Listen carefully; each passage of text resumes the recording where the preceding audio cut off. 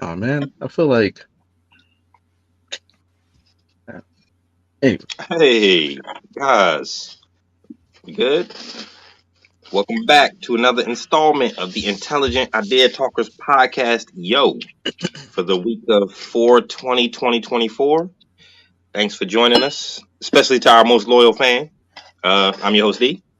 this is Juice. This is Frank. Yeah. Yeah. We're back talking about the Eternals, man. You know us here on the Intelligent Idea Talkers podcast. It's like a pop culture / semi-political podcast. So we used to do a lot I more like to politics. refer to it as a pop culture experience. Hey, Juice, we used to do a lot more politics, man. Remember those Trump years? Oh, it was all man. Trump, man. All Trump. That's why we need Trump to be elected again, man. We can go back to politics. No, we don't need stop. that. Yeah, I know, right? I'm I'm gonna get a shadow banned off YouTube for that shit. Shit, man. Whatsoever. Nah, we're Yeah, good. Trump. Well, okay, I'll say this much for Trump. At least he was entertaining, is all I'm saying, you know? He was That's entertaining. fine. He's still entertaining. He's not president. Yo, he's entertaining as shit right now. Yeah. Yo, this nigga fell asleep in the fucking courtroom and shit the other day. They said the nigga kept farting. Yeah. I mean, he is. It's wild over there. He's like, what, 76? Yeah. Yeah, come on. Get a man a pass, man. He can't control his bowels like that, man. Yeah. I give him a pass. I don't know. Like, you know Ernie Hudson, right? Winston from the Ghostbusters. Yeah. Yo, that dude is 78, and he looks great. Like the best looking 78-year-old I've ever seen. He's older than Biden. He's older than Trump, and he looks fantastic for his age. Like, so if he can hold it together. I know. I was just thinking that black don't crack. You know what I'm saying? Black don't crack, but he also lives a very healthy lifestyle. So it's like I feel like there's a disconnect there. OJ just passed. OJ did just pass away. How old was he? OJ was 70. I know he's in it. Might have been about 70. He looked like them. Somewhere. No. He looked good. He looked good. He looked fine. But I mean, he came from being an athlete. So it's like that kind of just stays with you, you know. He also came from being black, which don't crack. Yeah. And also that black don't crack. Right? And it also came from him getting away with murder, you know. So that shit keep you young. So yeah, he's stress free. Murder keeps you young. What can I say? Murder keeps you young. You can run every day. You're gonna be like a good murderer. The most important thing he has freedom. He has the ability to practice his freedoms because he's a murder a day keeps the father time away. You know what I'm saying? That's all. Murder a day. Hey, the glove didn't fit. We must have quit, man. We don't know if he did it. The glove didn't fit. You know. Yeah, man. There was a lot of talk about why black people are so like lighthearted around OJ. It's like we should be way more serious about this nigga. But I know. I mean, like at the same time, yeah, we should be more serious about it. But like at the same time, it's like, in a way, he won. You know, like it's rare to see a black person win, like in that kind of regard. So it's like, right, especially with that kind of like public scrutiny and everything that was on him. I mean, because that was a big trial then, you know. Like there was no real internet was just taking off. Like there was just all you saw was OJ. He's still infamous for that. That thing happened 35 years ago now. I don't know if it's that long ago. It was mid 93, 94. Yeah, it was mid 90s, 30 years ago. Fuck, crazy. That was a long fucking time. I will say though that they have been like when he passed away, right? Like it seems like the media would only put up pictures of him at the trial. Right? Yeah. Like they wouldn't put up pictures of any of the numerous like records that he broke while he was playing football. Like they wouldn't put any of that shit, none of his contributions to charities and society. They only put the image of him on trial because yes, he was infamous for that, but at the same time, it's the fucking media, and you know what they're trying to do, and it's fucked. You know, it's always a narrative. Yeah, man. Like, look, We will, no matter what records he broke, his history, he'll just be known as the guy that got away with murdering the white chick. The black man that got away with murder. Murdering the white chick, yeah. The nigga that got away with murder with the hard ER. Even I know Juice has his feelings about Dave Chappelle, but Dave Chappelle has some of the funniest OJ jokes. The times I met OJ, you know what I'm talking about? The next time I met OJ Simpson. And he was like, yeah, I saw him in a party. And I could tell he didn't remember meeting me the first time. You know what I mean? I know. You didn't see them joints, Juice? I saw it. Yeah. Yeah. Okay. Yeah. Wait, those were the funniest OJ jokes? I guess it's not a lot to prove for him. Yeah, you know, all comics try to joke on OJ. I'm pretty sure Bill Burr did a couple. You know, Bill Burr is funny as hell, man. I wish I could see that guy in person. He is. Yeah, he is funny. Bill Burr is hilarious. Yep. But yeah, man. So we were talking pre-cast. Juice just saw Guardians 3 for the first time. Yeah, just saw that. In my opinion, is the last heartfelt project that we've gotten cinematically from Marvel was Guardians 3. I mean, they built up off of everything that had came before in the first two Guardians movies. They built up off everything that came before in the MCU as a whole, right? Everything came to a head. I must say, I didn't expect Rocket to be the main kind of emotional center of the whole thing. That was kind of a pleasant surprise, right? Because like when they were, all the animals that they were experimenting on caged, and you're like, what the hell is this? Where's this going? You know? And like at the end, when they all get, not at the end, but when Rocket escapes and they get killed, you're like, I've never been so sad about these mutated creatures getting needlessly slaughtered like this, bro. It's terrible, Like they were friends and shit. You know what I mean? I mean, it was animal cruelty, and that's one of the worst things. It's and the shit that they did to them, it's like it's horrible. Oh, it was monstrous, yeah. I mean, you felt for Quill in the movie. You wanted him to get with Gamora. I mean, everything that had came before that movie was everything that Thor Ragnarok should have been as well. They should have. Thunder?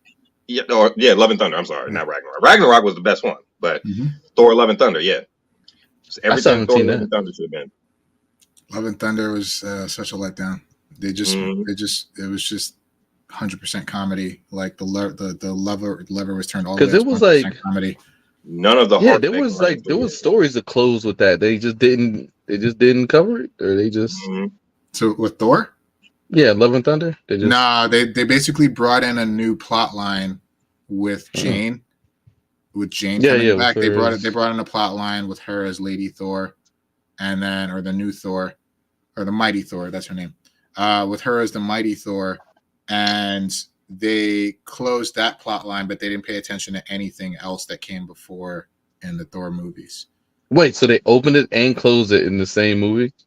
Yeah, that plot line. Yeah. Yeah, I guess hers. What happened to her? I saw Love and Thunder one time. That does sound bad.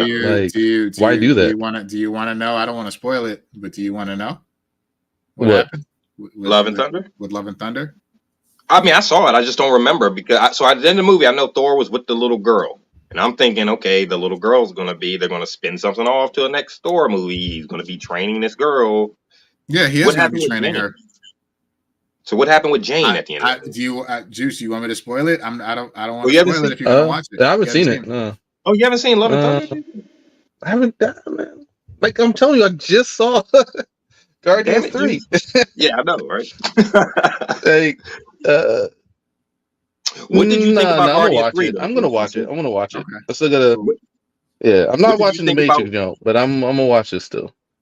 What did you think about Guardians 3, Juice? That you now that you've actually I thought it was good, man. I enjoyed it. Look, for me, the best characters in that jump, like Rocket's story was interesting. It was cool having like some. You definitely felt for him. You know what I'm saying? Like, I'm sorry, in the intro, in the beginning, when he was playing that Creed song. Yeah. Yo, I'm sorry, yo. That song makes your heart feel everything, man.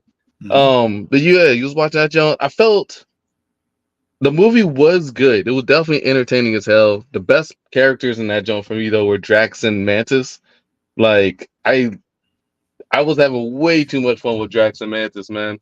Like Really? they kept me every time they were on the joint together. I was just like, oh, like I'm tuned in. What they about to get into now?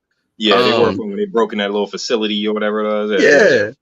Mantis was extremely OP. I was like, I want to see a Mantis movie after seeing this. Right?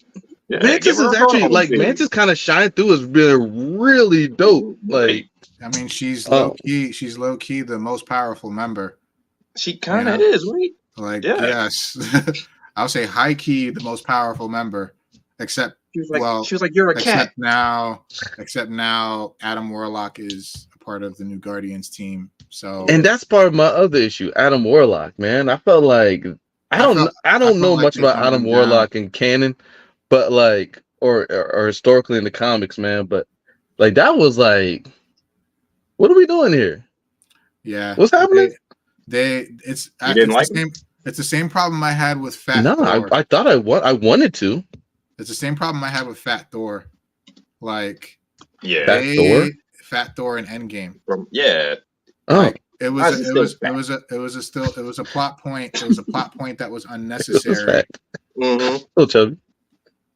It was a plot point that was just completely unnecessary, and they decided to like make him a joke, until the end. Yeah, well, even at the end when he like got both hammers and he transformed, he was still fat. I was like, why? I'm like, he's the god of thunder. Like, shouldn't he just magically get back in the carbs stick around, bro? They don't. Those carbs don't just go away. Like, I mean, he can call a magical hammer to him. Like, he can't lose some carbs. I'm sorry. Look, the hammer going to magically absorb the carbs. I thought it would have hit him in the stomach. How many years has it been? It was like 8 years worth of. When he gets that, it's kind of like, it's the theory, like, can Superman build muscle? Because like he's like can he lift weights? Would Superman be as cut as he was, as he's portrayed? Like, like how would he lift the weights to get that cut? Like, yeah, I guess it's one of those unanswered questions. He's the god of thunder. He can't just magically slim down. You know what I mean? I don't know. That's the one thing that magic cannot conquer. Yeah, it's hard. Yeah, I'm saying carbs. Love carbohydrates. Yeah. Can't handle those love handles, man. Yo, godhood and magic could not. Yeah, you know what I'm saying? Take over diabetes. It's just not a thing you can handle. Much. That's funny. Like every guy. Yeah, man. What do you think about Quill in the movie, Juice? Like his whole story with Gamora and all that. You didn't want them to get back together. Look, it was so cringe, man. I'm sorry, it was super cringy. I know it was supposed to be cringy, like comedically, like, and you kind of felt for him, but it was at the same time you're just like, stop, though, stop. You know the facts of the situation. So she don't want you. Please stop that, man. Like, that is cringe. Like, she don't want you. Just stop. Just get away. And she was like terrible to him. It was a part of me. I was in the movie like, come on, man. Come on, bro. Like he was putting a lot of pressure on her. Yeah. Like, have you ever dated somebody who was like trying to get you to be somebody else? Yeah. It's a lot of pressure, man. Like, like, whoa, I don't know, man. Like, this doesn't seem right. Down, was like, stop, back off. You're Gamora, bro. Mm-hmm. But I still wanted her to be, like I wanted that whole thing back. It was cool though, because like it was cool how like you saw she was still Gamora, not in her love for Quill, right? But like in her desire for the family, right? Yeah. In her desire to be part of that team, as she got to be with them more and interact with them more, see how they like existed with each other, Mm-hmm.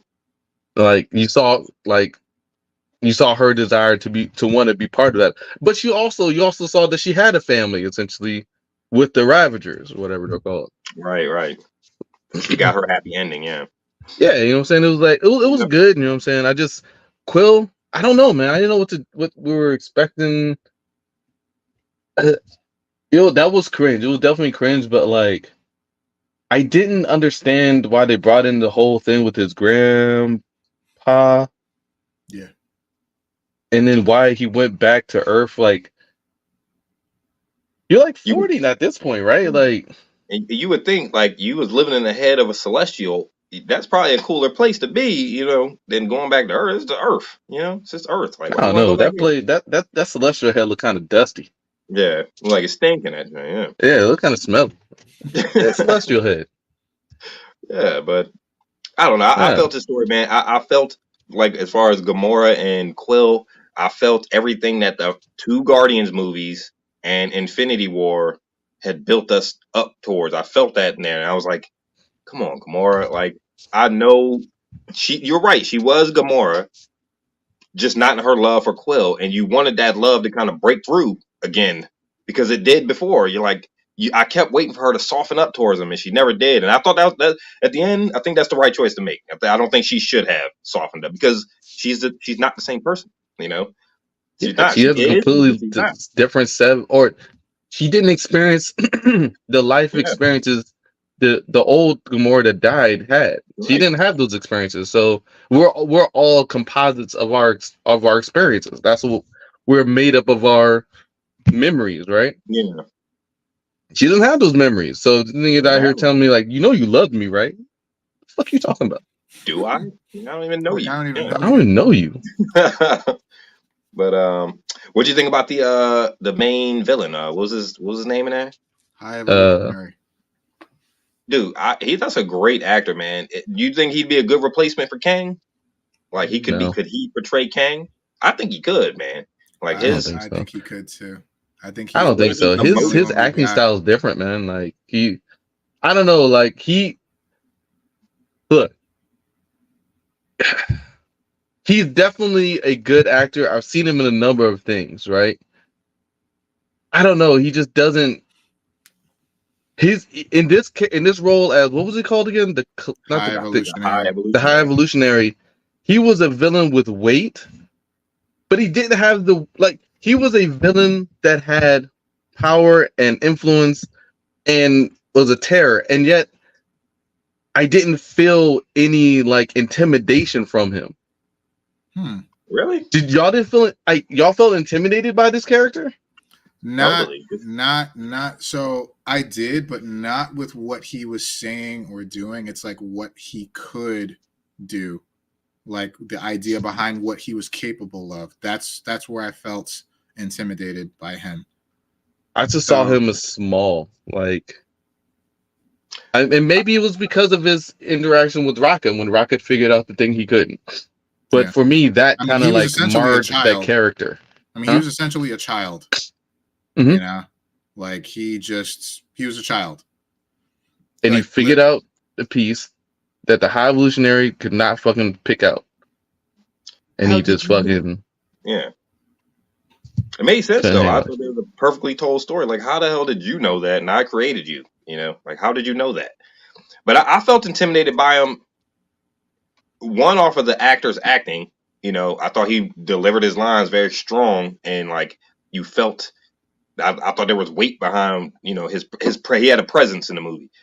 And when he destroyed that planet that he created, I'm like, okay, now I'm intimidated by your power because he's a powerful being. You know what I mean? Like, He to didn't have do it that. with his hands. He fucking had No, but he he had pulled the his means. ship out of the middle of it.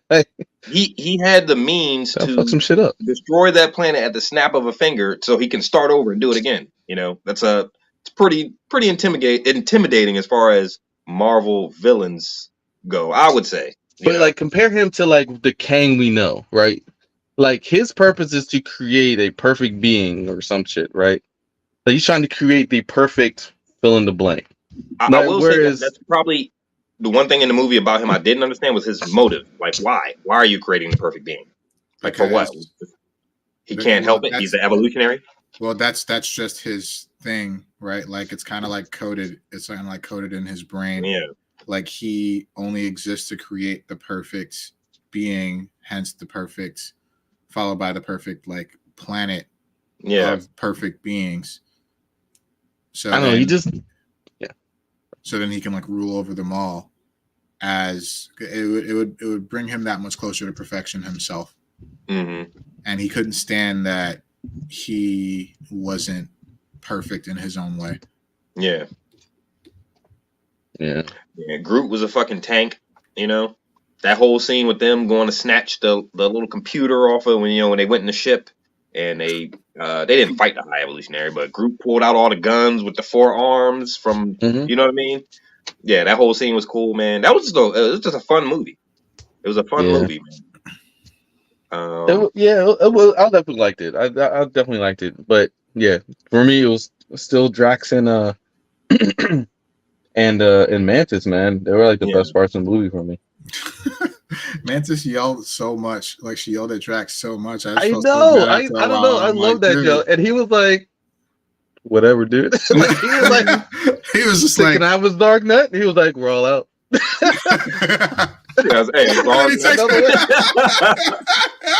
Right, dog. Hey, Marvel is sitting on a gold mine, man. Why don't they just come out with Dark Knight? You know? Oh my god, dude! Like the whole time, those two. She was trying to get Drax to talk to Quill. He was trying to tell him how deep he is. Trying to cheer him up. Some metaphors. Like, yeah, metaphors. I pooped a metaphor the other day. It was a huge metaphor. And she was in the background just like... It's like, oh my god. I think my 2 favorite characters definitely Quill and probably Rocket. Like I said, it was unexpected that he took center stage as far as the emotion for the movie. But well, it was his story. Like, I wanted more Rocket. Time. I mean, I wanted more of the Rocket. The Rocket. You know, right? Like he was KO'd most of it. You know. Yeah, he was. Yeah. So we got the old like history. We got a story, which is dope. You know what I'm saying? Would you guys go see a movie with the new Guardians? The Guardians that stood up at the end? No. Yeah, sure. I would. Yeah, I definitely would. No. I mean, like it was Rocket, Groot, which somehow turned into an even bigger tree. A fucking tank. Yeah. What was that? But about? I like it though. I like it. Yeah, I like the fact that Groot mutates. Yeah, and Adam Warlock and that little blonde girl. Mm-hmm. Was Cosmo? Wasn't Cosmo a part of the team too? The dog. Yeah. Mm-hmm. Wasn't she a part of the team too? Yeah. Telekinetic dog. You're a bad dog. Say what?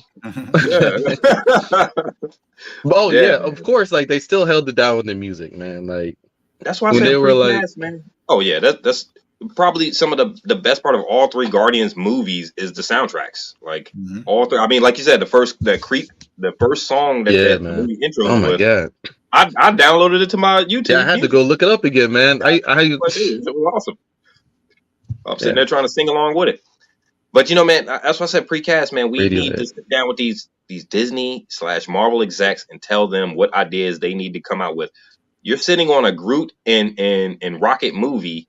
Just give us a Groot and Rocket movie. Like that, I guarantee that movie will make $500 million. If they came out with a cute, fun, family-oriented, cool, adventurous action Groot and Rocket movie, we would all go see that. You know, you take your kids, wash, rinse, repeat. And now everything they want everything to be available on their platform, which makes sense because they're spending money on the platform. Rocket's not kid friendly though. No, but Groot is, and I think they would bounce well off each other. You know? Oh yeah, let me say, Groot saying words at the end was fucking stupid. Like it. Yeah, I didn't like it. That was stupid. I love you guys. Shut the fuck up. Yeah, Vin Diesel, you did that. How dare you? Shut the. I would have been scared. I might try to kill him. And you know, the funny thing is, it's like two things about that is like, what did you just say to me? Like, what did you actually say in your language? Because that's fucking fuck you. And the second thing is like, I think Vin Diesel fought for that. He did. I think my character needs to talk. Yeah, to really say, because I mean, when he said "we are Groot" at the end of the first movie, oh my god, you know, like that line hit harder. That line hit harder than "I love you." God, no, stop! Whoa! No. You almost fucked up the whole movie. I'm so glad they say that to the very, very end because you could have fucked this all up. That was earlier. He already said we talking. Yeah. You already started talking like from the beginning of the movie. I'm like, nope. Yeah. Nah, completely taking me out of this. I thought it was strange too when he said that. It's like, what? Groot talked? But I think you're right. I think I did hear something about Vin Diesel. Because why would you get a credit for saying I am Groot if this is the last third movie, the finale, let me say something, you know. So that makes sense to E. But yeah, I didn't like it either. That was bad. I was like, yeah. Instead of maybe I love you guys, you already said we are Groot. Maybe like we all are Groot or something, you know, something along those lines, you know. We be I don't know. Groots. Like, where the hell did you get this whole new vocabulary from? You know, starts talking and whatnot. We be Grootin'. Yeah, we be Grootin'. Say something like that at the end. So. He spent 4.5 movies just saying I am Groot, and then we are Groot, the one we are Groot, and then now he's speaking full English. No, now the next thing he's gonna want is his face on Groot's face. Yeah. Don't let him do that, Marvel. We are Groot. He's already all he's got is Fast and Furious. Let him have it. He's already taken over the Fast and Furious franchise, but you know, you have like big ego with Vin Diesel and then big ego with The Rock. So that feud, I did hear it had lasted. That feud has lasted the test of time. I think we're over it. I think we're done. Yeah, but you know, man, I definitely wouldn't mind seeing a Groot and Rocket movie. You know, I'm not sure what they're doing. I think everything is for the platforms, fellas. I think our whole cinematic journey experience, I think it's over, man. As though I don't know if we'll ever see a run. Yeah, like movies lined up all 2024, yeah, but nobody 2025. cares about any of those, bro. We don't care about any of those, man. I'm sorry. We don't like, you know. What do we care about? Deadpool is the only movie that's coming out this year. That's fine. The only character they had that was building towards anything that anybody cared about was Kang, you know. And now that is gone, I mean, you had Kang and Ant-Man, right? Those are two characters you cared about. You fumbled the ball with Thor: Love and Thunder. You could have built something for the future there off the back of a character who was established. And Chris Hemsworth's a great actor, man. He's funny. He's you know, he can be serious when he needs to be. And you fumbled that. Like, I mean, we just finished talking about Guardians, which was a finale.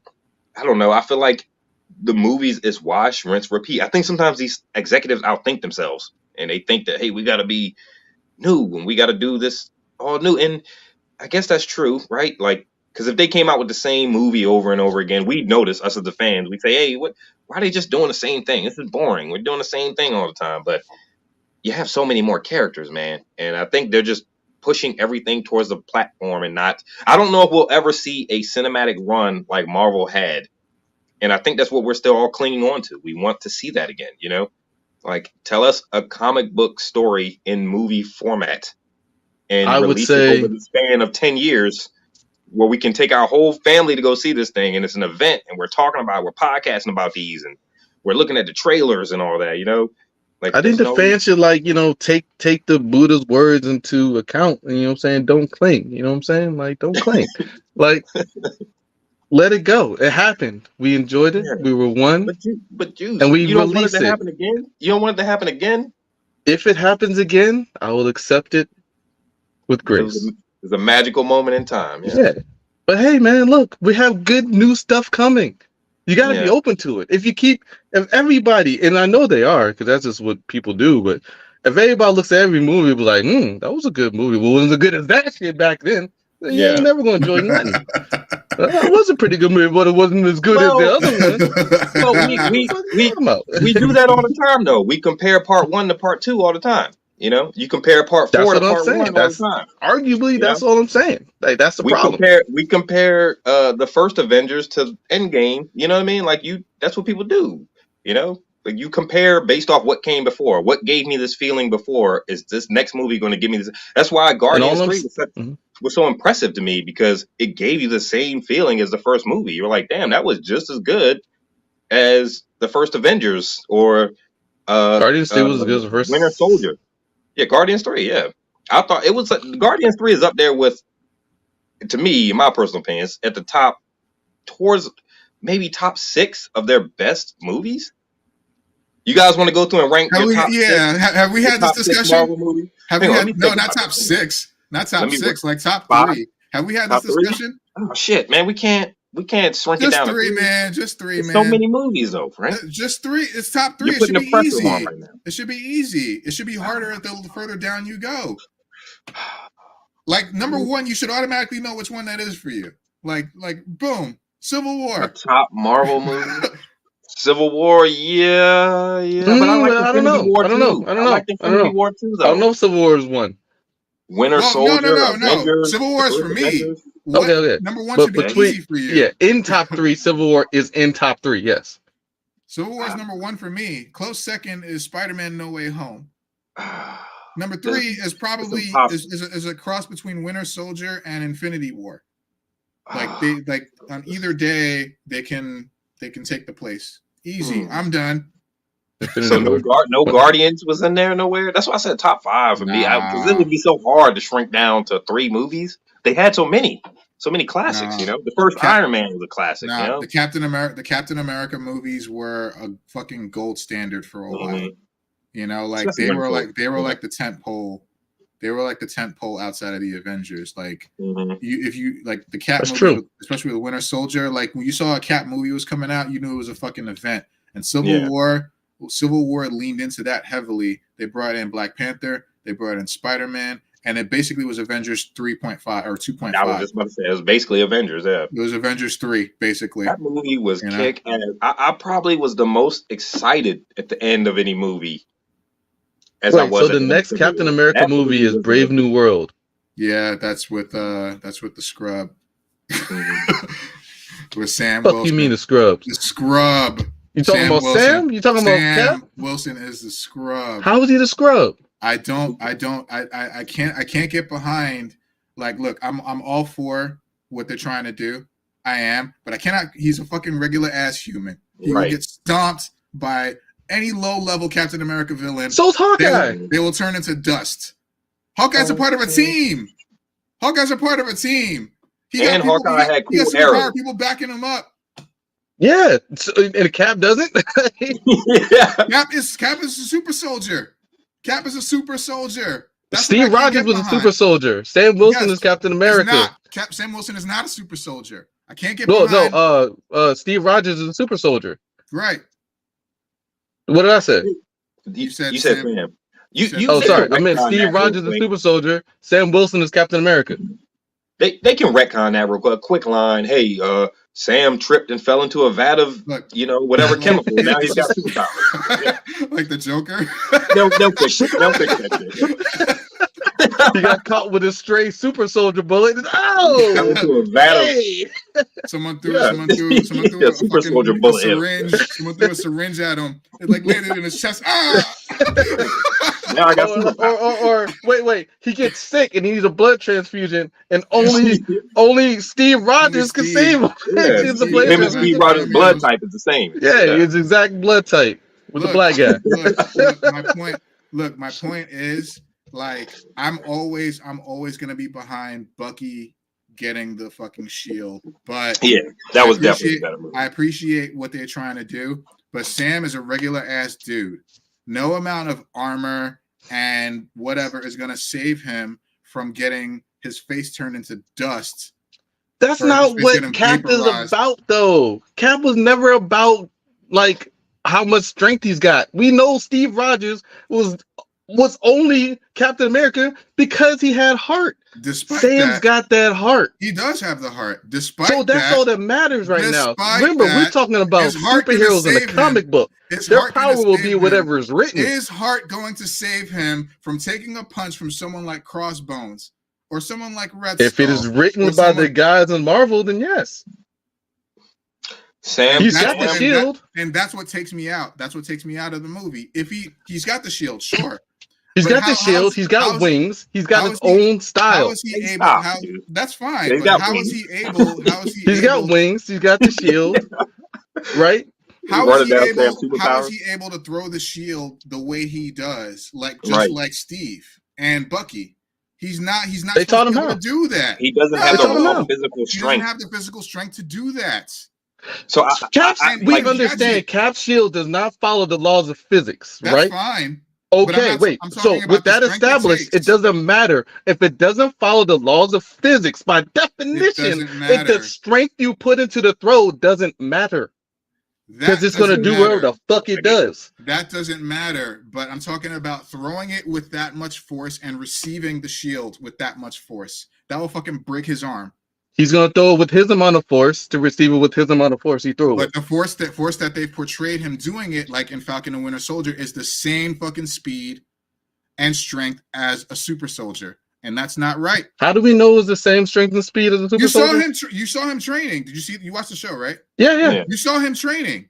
You saw he was throwing that shit. He threw the shield and he caught the shield. He threw it and bounced off some shit unphysically. It was at the same fucking speed and accuracy. Was it the same speed? Yes, it was. How do we know? Was it clock? It looked very similar.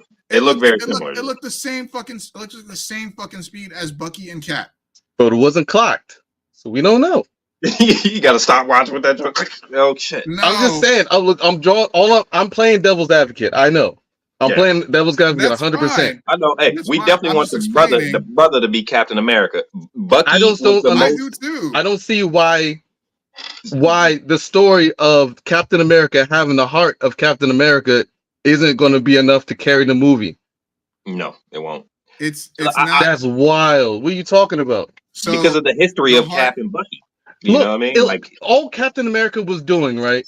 Sam, right. And the things we saw him doing, right, was he was doing corkscrew kicks, and he was throwing shields and catching it, and he was blocking bullets with the shield. Any human could do that shit. Regular people could do that shit. Juice, we saw Cap fall from a 10-story building and eat the landing. You know what I mean? So Sam's got wings. Maybe he'll fly away. Hey man, stop, man! He got wings. I'm just saying, it's a different thing. He's different. He's different. Sam, he's different.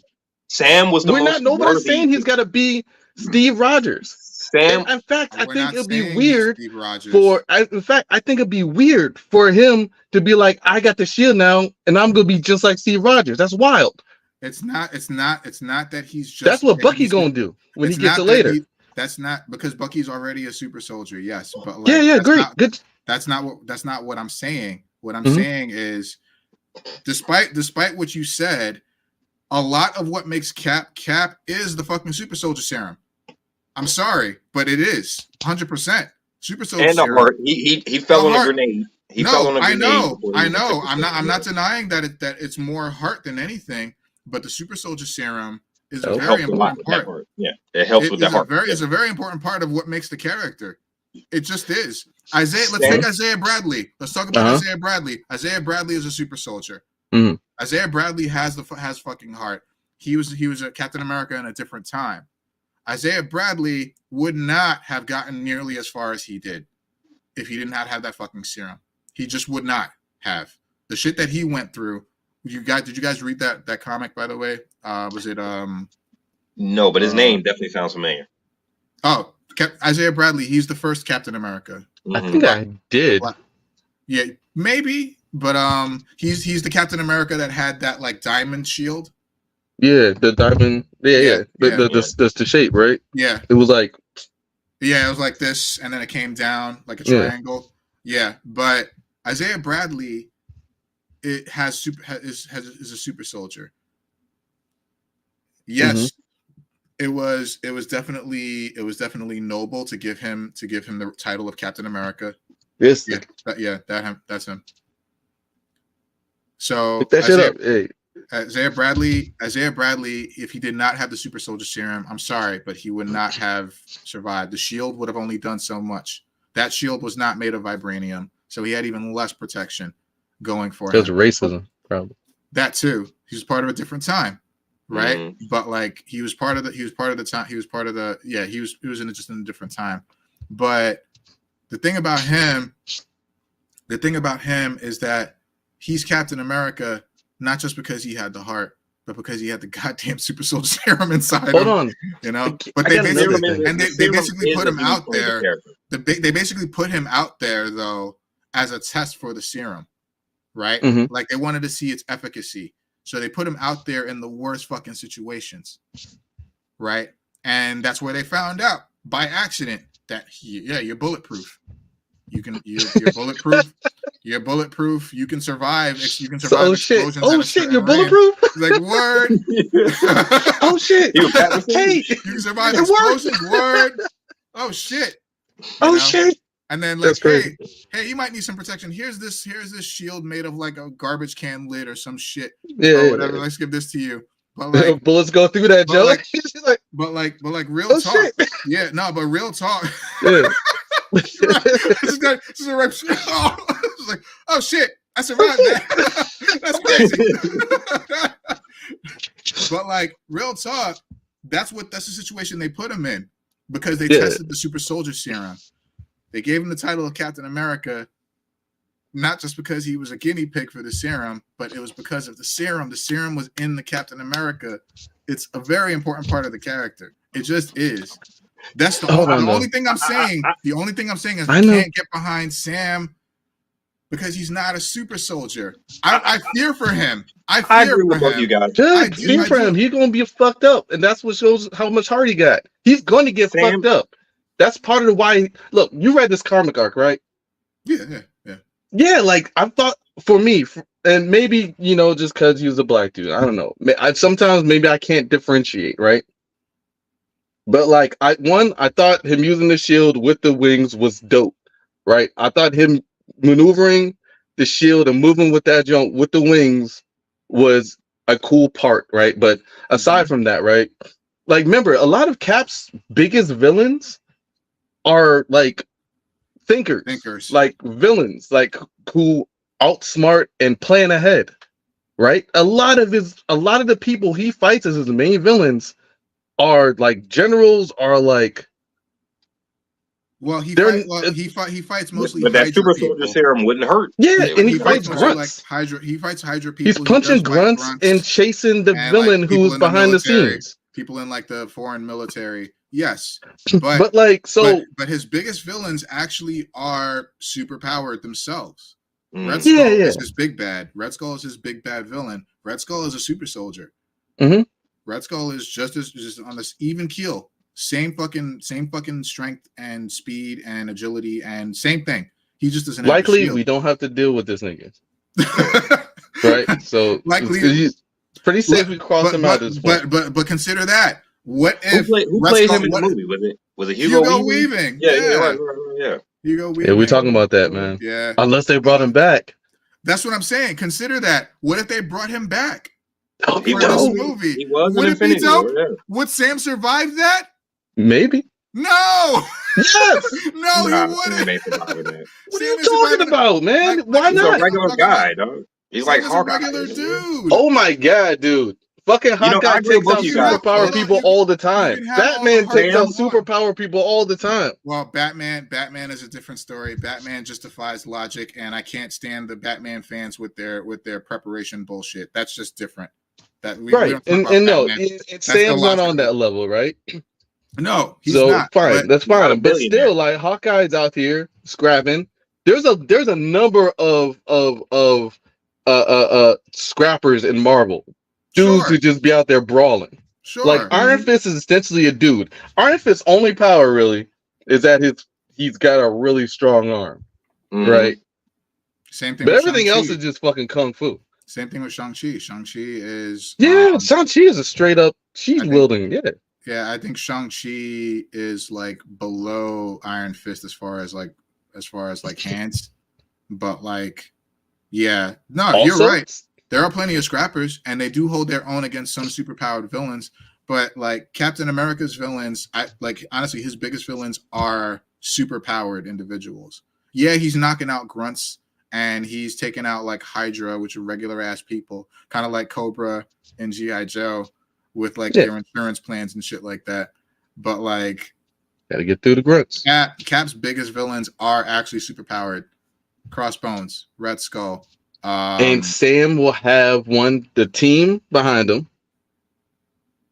Oh, like, he's not going to go up in that Jones by himself. Did you guys see that? So they showed a trailer for Brave New World at that fucking Disney thing that they did like a month ago. No, I didn't. There was a trailer for Brave New World. Yeah, it's not out yet for us, but like. So they showed it. Oh, CinemaCon. That's what it was. CinemaCon. So they showed a trailer for Brave New World at CinemaCon, and like nobody was allowed to film. Everybody has to lock up their phones or whatever. They showed trailers for a bunch of shit. But there was one guy who was able to you're able to talk about what you saw if you were there. And there was one guy who's been like very reliable with like leaks who said that he basically described the whole trailer for Brave New World from start to finish. And to your point, yeah, he might have a team behind him, but that's the point of the whole movie is that Thunderbolt Ross wants Sam to form the new Avengers. Yeah. So that's going to take some time. So he might not have a whole team behind him, you know? And we'll see. We'll see. Maybe it ties into Thunderbolt somehow because we know that's filming now. Can I point out that as Falcon, he was still fighting niggas? Sam regular people? He was fighting with the Avengers. With the other Avengers in Civil War. But he did have the wings. The wings helped out too. But he could have used always gonna have the wings. He's Falcon. He could have used some super soldier serum, is what I'm saying. I think nobody Sam can is do the super soldier serum anymore. Can't do it. Sam, you can't argue. He needs a spider bite. We need something else. But he's not gonna get it because that's not his thing. You can't argue that Sam is the one who's most fit to wield the mantle of Captain America because of his heart, but Bucky is the one who's physically most fit to wield the actual shield. You know, because of the serum. Does Bucky have the heart? That serum, he don't have the heart, and that's why Captain America knew that. He didn't award him the shield. Bucky does have the heart. Bucky does have the heart. He doesn't have as much heart as Sam. Bucky's a stone cold murderer, right? No, he choked out Tony's mom. Okay, he did. But Bucky, there's nothing better than a character redemption. True. That will give him the heart. Yeah. That will give him the heart to wield the shield. He needs time. And I understand that they gave it to Sam because he has more heart. But there's nothing better than a character redemption. Bucky should have gotten the shield so that he can start redeeming himself as Captain America. I don't think that's how it works. He did a lot of bad shit. That'd be cheating. He did a lot of bad shit. Like, remember the other guy who got the shield? He can always redeem himself. U.S. agent. And he was also not in his right mind when he did all that shit. True that. So can you blame him for that? Not really. He still did it, man. He still did it, but he wasn't in. He was brainwashed. He was literally brainwashed, though. Yeah, he was brainwashed. You can't blame him for that. Yeah. If he was in his right mind, he wouldn't have done any of that stuff. I thought in Falcon and Winter Soldier they kind of nerfed Bucky, man. Like I thought he was like had his fangs moved a little bit. Bucky, like why is he not? Yeah, why is it not the Bucky we know? You know? They did. I was excited because he's not a killer. He doesn't have the killer's edge. I was excited during that episode. Yeah, they did. I was excited when they had that episode, or they were gonna say like, "We need you to go up in this club, and we need the Winter Soldier to go up in this club." And I'm like, "Finally, let's go. We're gonna get Bucky like fucking just like dismantling fools." And he didn't do shit. Bro, Bucky was a sidekick the whole time, man. Like, remember, there's huge amounts of symbolism. Yeah, that's true. But there's huge amounts of symbolism. There was huge amounts of symbolism throughout the Captain America movies that pointed to Bucky being the guy, right, to hold the shield. In Winter Soldier, he wielded that shield like at least two to three times. Like in the face of Cap, you know, Cap threw the shield at him when he was chasing him. Bucky catches the shield, like symbolism, you know. During the highway part, the long highway fight scene, Bucky caught that shield. Bucky caught that shield and held that shit to Cap's face. Even used the shield a couple of times to block shit. He disarmed Cap. Holding the shield, and I'm like, whoa. Remember, you know, which Bucky was that? That was Winter Soldier. Yes. That was Winter Soldier. Yeah. That was Mind Zone murder Bucky. With the serum. That's not regular Bucky. Regular. That's not baseline Bucky. That's not Bucky before the brainwashing. He ain't doing that shit. That's still Bucky with the serum though. Like he's still got it is Bucky with the serum. It is Bucky with the serum. I gotta agree with Frank on this one. I think Sam needs that serum, bro. He's got to do something. Well, we're talking about why he's not Cap. Like, no, that's why his nigga not Cap. Don't get me wrong. I never said he's not Captain America. I never said that. He can get there. All I'm saying. No. You're good. I was saying all I was saying is that it's just going to take me out of believing that this character can portray Captain America when a low level superpowered villain will ruin his day. But the only other guy would be Bucky. And Bucky can't. Bucky can't what? Be Cap. Why not? He doesn't have We the just heart. talked about why not. Because of the heart? Yes. He ain't got the heart. He can Sam is prove most himself. fit. Dude, hey, title. look, U.S. Winter Soldier, U.S. agent had the shield. Mm-hmm. This nigga was fucking shit up. Mm-hmm. He's got the shield. And I don't know. He didn't have. What else does he have? What else did he have? He didn't have heart. No. What else did he have? Did he have the serum? Yeah, he had the serum. He absolutely had the serum. And guess what? It didn't mean shit. It didn't mean shit because he was trash. I only think that's because the serum didn't mean shit because he was trash. I don't think that's because Bucky was there. God damn it. I never said that. I never said that Sam was not Captain America. Sam is Captain America now. But I'm just saying, like, it's gonna be hard for me to. It's a matter of how good of a Captain America. Let me just say, with an attitude like that, of course you're never going to be able to accept this nigga, man. You know what I'm saying? Hey, well, he's got to get some serum. That's just a quick line. You know? I'm telling you, just take a syringe and throw it in his chest. Yeah, you know? Throw it in his chest. He and then just run into him. Serum, and now he's run into him. So you push the liquid through his body. Put the plunger. Just put the plungers right to his body, and hey, boom, Sam's like, all right, now I can actually take on like shitty villain like Crossbones. Like, come on. He fell into a vat like Joker. You know, speaking of which, like they didn't have very many. I wonder how many safety regulations they had in that little factory Joker was in, man, when he fell over there. Because like there was no kind of like safety railing. I mean, that thing was like lower than waist level. I'm like, how the hell? Like, what kind of safety inspections they have here? You know, well, I mean, just an open vat. Just an open vat of chemicals. Just anybody could just fall in. You know what I mean? I think. I mean, are you talking about the comics or the movie? The movie, you know, Jack Nicholson, Michael Keaton. Movie, you know, so I think the movie took place in like the 50s or 60s. Yeah. So you know, back then it was safety regulations you guys have in place. Back then it was just loose. Yeah. But I don't think OSHA existed. Well, it did back then. I agree with Frank, man. You need some kind of serum, bro. Like if you're truly going to take up the mantle of Captain America, you just something to give him a little more. Captain America wasn't not going to be Cap forever. We all know this, huh? Captain America was not Captain America without the serum. Like Frank said, the serum is a huge part of who Captain America is. Like. The heart is the bigger part. I agree with that. The heart is the bigger part. But that's how you got to be Captain America. Y'all understand? I think it's like 60. Everybody understands. I think it's like 60-40 though. I think 60% heart, 40%. You need that assist. Like you need that serum.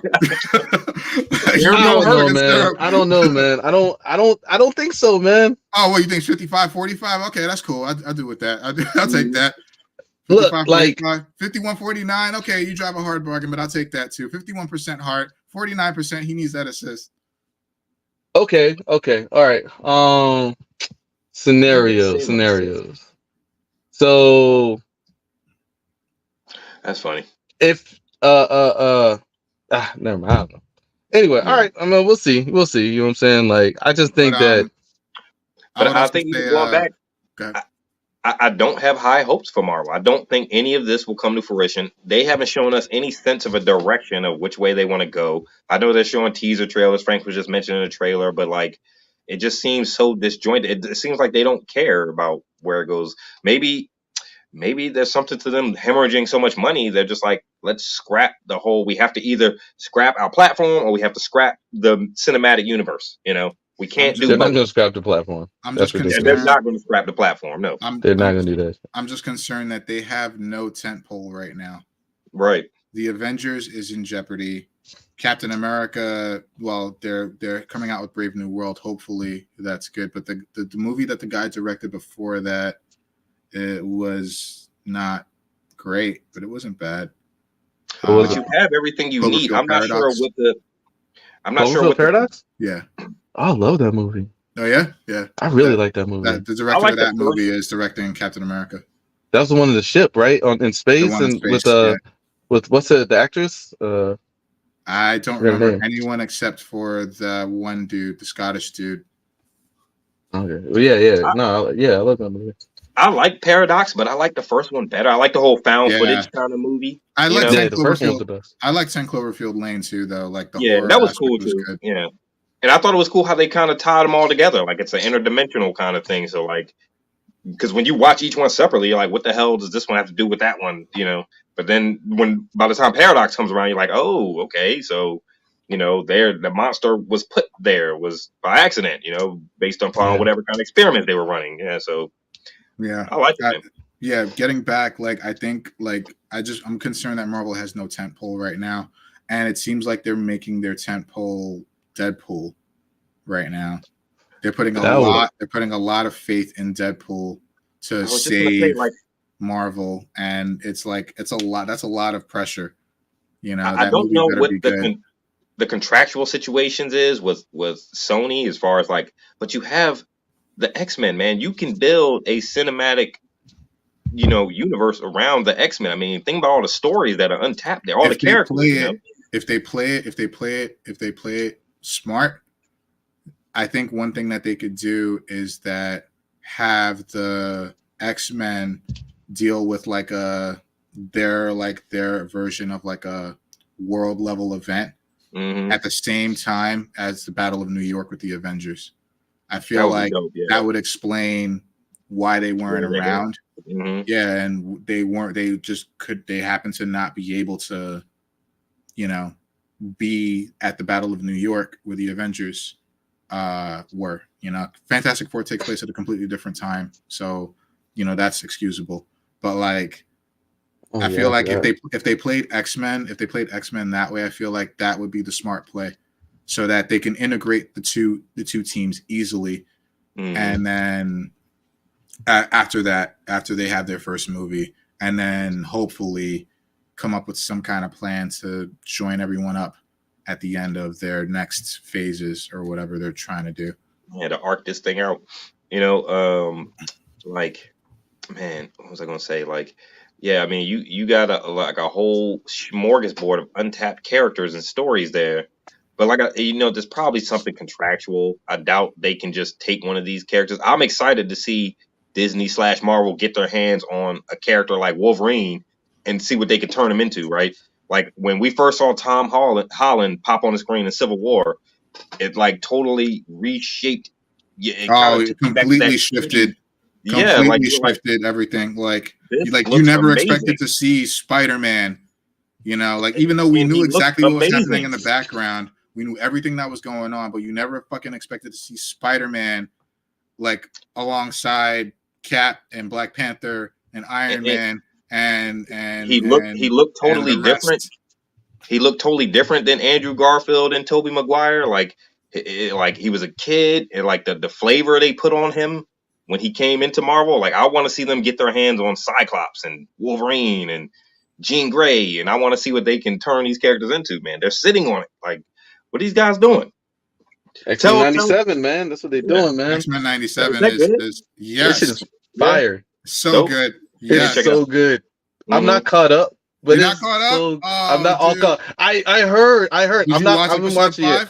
Did you watch episode 5? Not yet. No. Oh. I know. I'm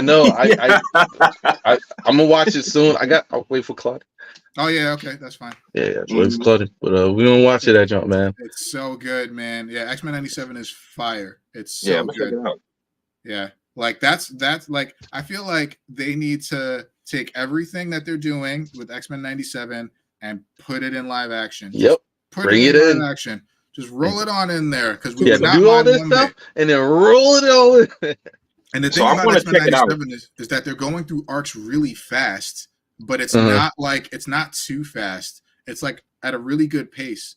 Yeah. So, they're breaking it out. Like they did the whole. They're covering the important parts. One episode. Yeah. You know, so I'm going to check it out. So I stay away from everything spoilery. So, like, are they just redoing the original X-Men series, or is this a whole new series, whole new story? It's like season 3. It's like season 3 of the old show. Okay, yeah. The old show just doesn't hold up. I loved it when I was a kid. I remember when I'm enjoying it. Like I've gone back and I'm like watching random episodes. I'm just clicking on random episodes, just watch them. Yeah. they're pretty good. Like I don't know, I thought they hold up pretty good. That was one of my favorite Saturday morning cartoons, though, man. I remember X-Men come on Saturday morning. I think everybody really is just nostalgic for the theme song. That's it. Mm-hmm. But did you notice did you notice the changes that they make each episode with the intro? Like, it's so great, man. They changed a little bit. So they have the same intro, but they change like the character order. Like Magneto's in the intro now. He has his own title card, and like they're changing like the character order depending on what's happening or what has already happened. It's fucking great. It's good. Like we're talking about costume changes and everything. Like they're changing it up, but they're keeping the essence of the original intro, which is so cool. Yeah. So, they're doing their thing with this one. That's what gives me faith, man. Little things, you know what I'm saying? Like, don't worry, guys. Again, don't worry, guys. The only spoilery thing I saw was a fight with Cyclops. I think was it from the first episode? It was the first episode. Yeah, dude, he was kicking ass, and I was like, the original X-Men never had this kind of fight. It would have been a one hit. You know, like the original X-Men. I'm sorry, it just doesn't hold up. You know, I'm finally glad Cyclops is getting the shine that he deserves. Right. Cyclops. Everybody hates on Cyclops because he's the Boy Scout, but nah, you need to give Cyclops his shine. I always kind of wonder with Cyclops, like, can he, like his optic beams, right? Can he like infuse himself with that? Like, does it add him some kind of strength to him or something? You know? No, it just comes out of his eyes. So he's just a regular human with just optic blast. He's a mutant. Well, a mutant. Yeah, he's a mutant. But yeah, the optic blast, like he can do special things with like his eyes, like kind of like squinting, you know, or he can focus the beams to make them more powerful. Or he can open his eyes super wide and kind of like let go mentally to create like a explosion of optic blast. But he can't do anything with his body. That's his brother, Havoc.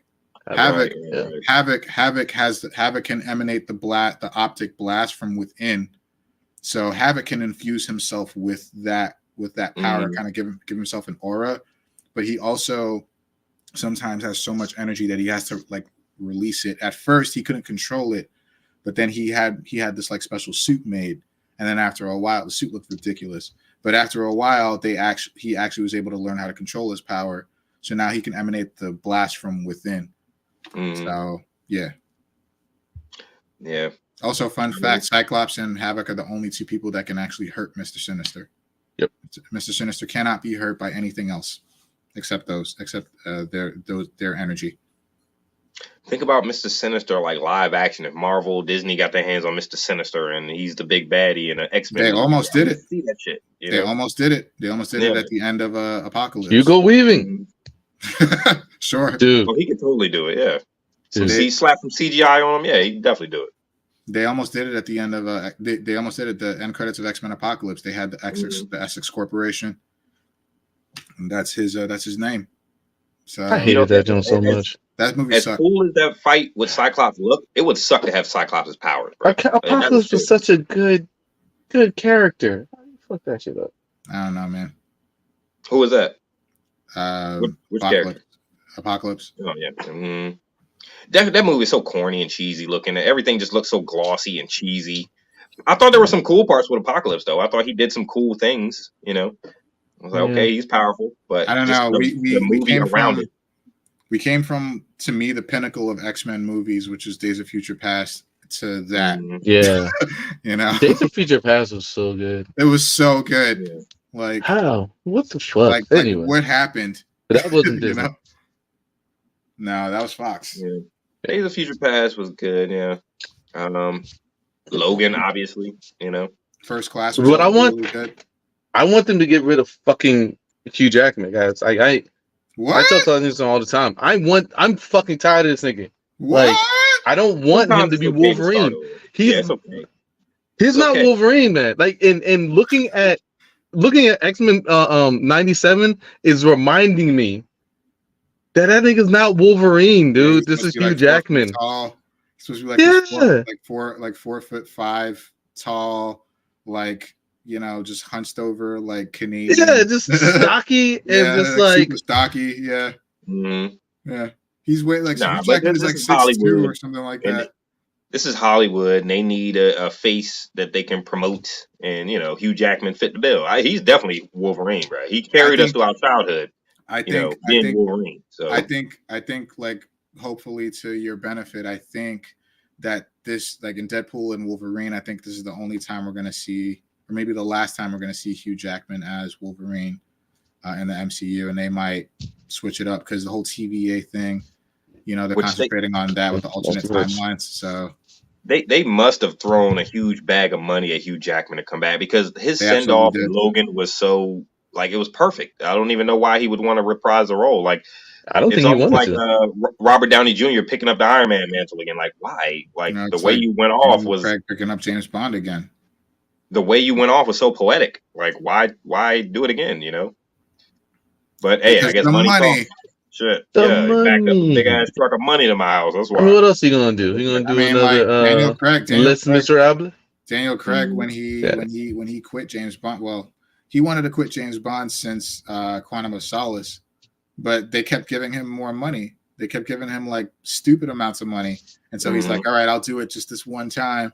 And he's like, "All right, I quit. I'm done. I don't want to do this anymore." And they're like, "All right, we'll give you like $40 million to do Spectre." He's like, "All right, well, I guess I got to do it." He's like, "All right, that's it. I'm done." He's like, "We'll give you $64 million to do No Time to Die." He's like, "All right, I guess I'm gonna be back one more time." But then he insisted. He's like, "You gotta kill me though." Yeah, no. 64 million don't hurt. It's like super soldier serum. It don't hurt. It don't hurt to have it. Shit. I'd rather have it than not. So, but you needed some wings.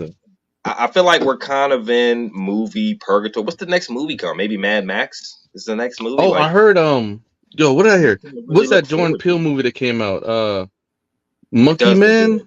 Yeah, I heard that shit was good. I was on the fence about seeing it because I've heard mixed reviews about it. It looks dope. I heard the action was dope, but I heard the story makes no sense. So it's one of those things. It's like, do I go just to watch the action, or do I go if I want to have if I care for the story? So, but I've heard very mixed things about it. But I've been wanting to see that. But the next movie coming out, honestly, I don't know. I'm not looking forward to much this year.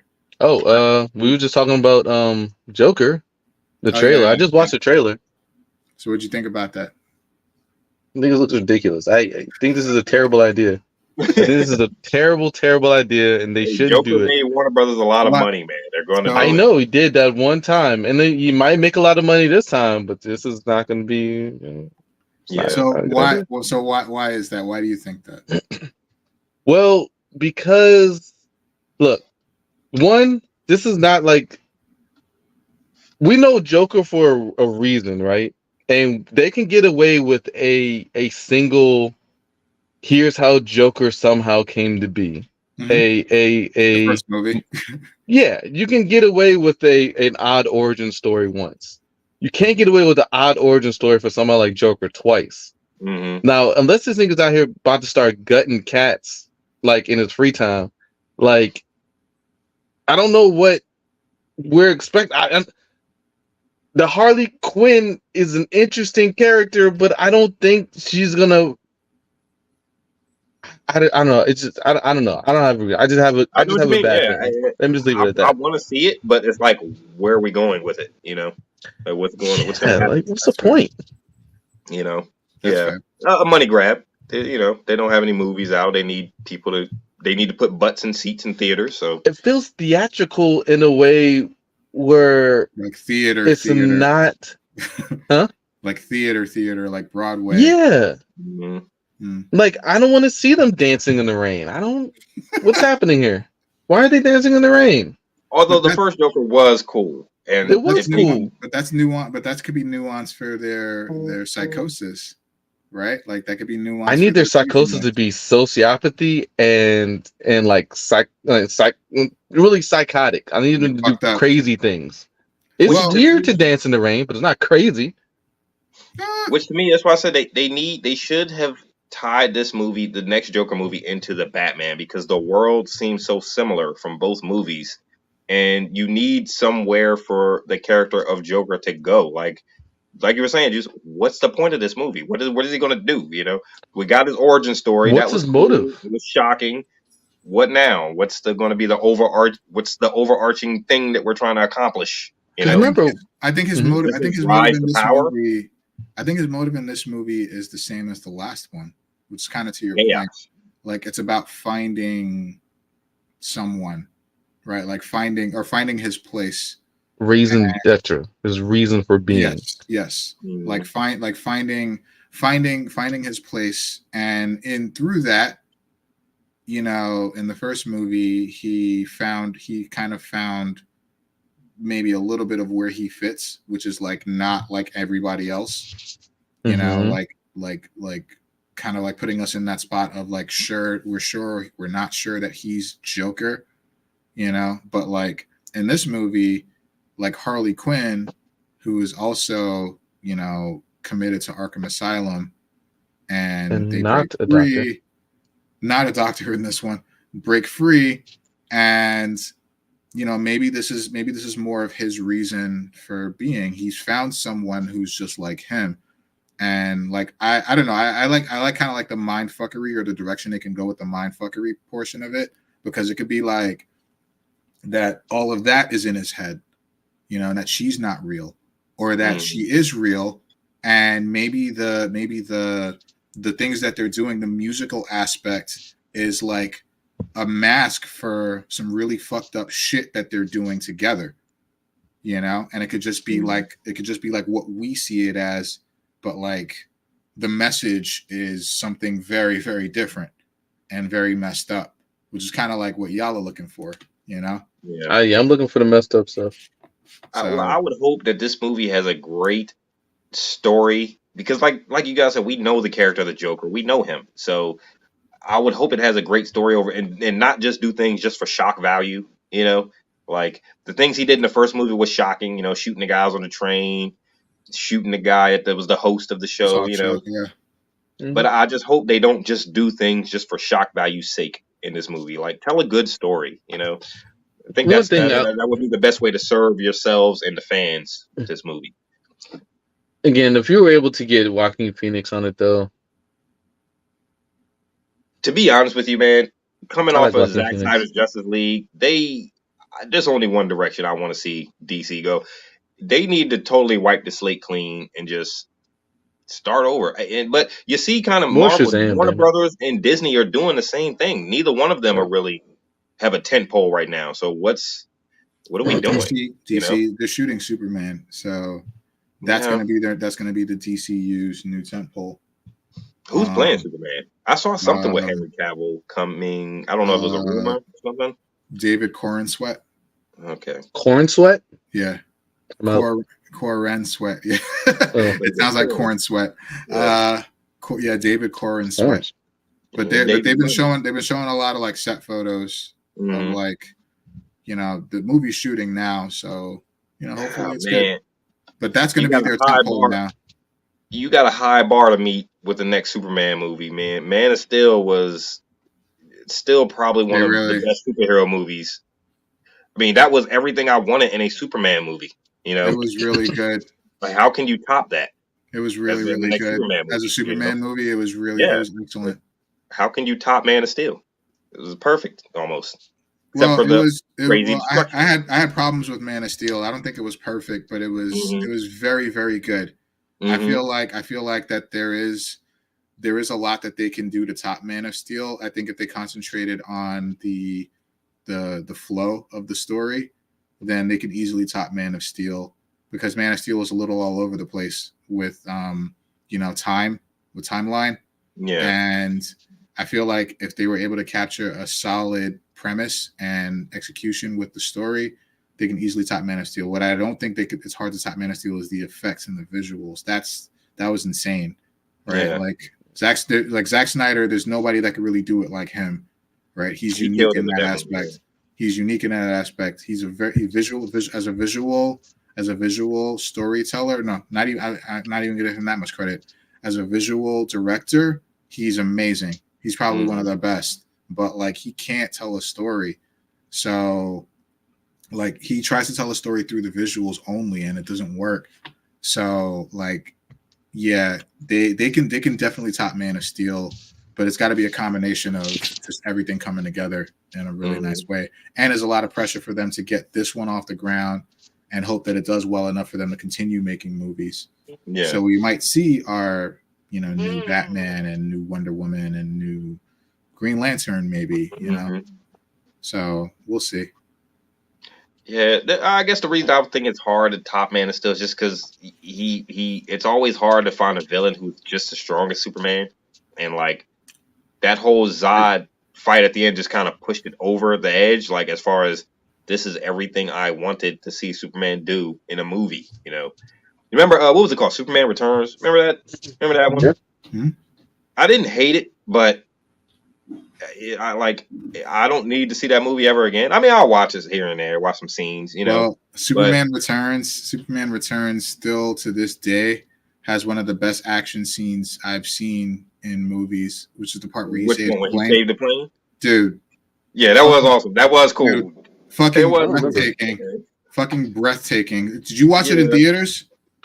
Did you watch it in theaters? No, I didn't see it in theaters. I saw it in theaters opening night because everybody was excited. Superman, oh my god! Yeah, the Superman movie. Fucking breathtaking, dude. Like, oh my god! Like, I was like edge of my seat. Like, this is fucking incredible. Everything about that scene was so fucking good. It's just a shame the rest of the movie was fucking weird, and it never got to that high point ever again. Definitely didn't add up. There's always the age-old question: can Lois bear Superman's child? I don't know if she can. It answered that question. And returned from where? I mean, that question has been answered a number of times. He went away for 5 years. He went away for 5 years. Where did he go? He went to search for Kryptonians. Krypton, yeah. They said that in the movie, but I don't know. I want to see some of that. Like, what the hell happened? That movie took place after the end of Superman 2 when he went away. So he was gone for 5 years, and then he comes back after 5 years, and things are different. Yeah. So it's not like Lois could contact him to get child support or anything. You know what I mean? But I mean, the kid was around 5 years old, 6 years old. I feel like that fetus would just physically rip her apart. I don't think she could actually handle the baby. Remember, without sunlight. Sure, it didn't have sunlight. Okay, all right. Well, okay, sure, no sunlight, but still Kryptonian DNA, and I don't know. Yeah, it's kind of weird. But yeah, man, I want to be excited about some movies coming out. I know we cover movies a lot here on the Intelligent Idea Talkers podcast, but it's just hard right now. It's nothing really to excite you. There's a lot of shows, there's a lot of content. The Acolyte coming out, that looks pretty Acolyte's cool. a movie, right? It's a show. It's a show. It's a show. Yeah. I thought it was. Is it a movie? I thought it was a show. I gotta check. I don't know. What? Acolyte. See everybody googling the Acolyte right now. Oh no, you're right. It's a TV series. Yeah, I thought it was a show. On what? I mean, that's Disney. Promising, It seems so simple. I can tell Disney where they need to go with Star Wars. The Old Republic, bro. It answers all your questions right there. The Old Republic. Well, High Republic's pretty good. Mm-hmm. Yo, do you want to do your MIDA?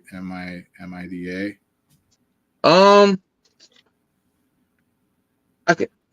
I don't really have it laid out. No pressure. I was just wondering. Yeah. Actually, yes. Okay. All right. Let me just do it.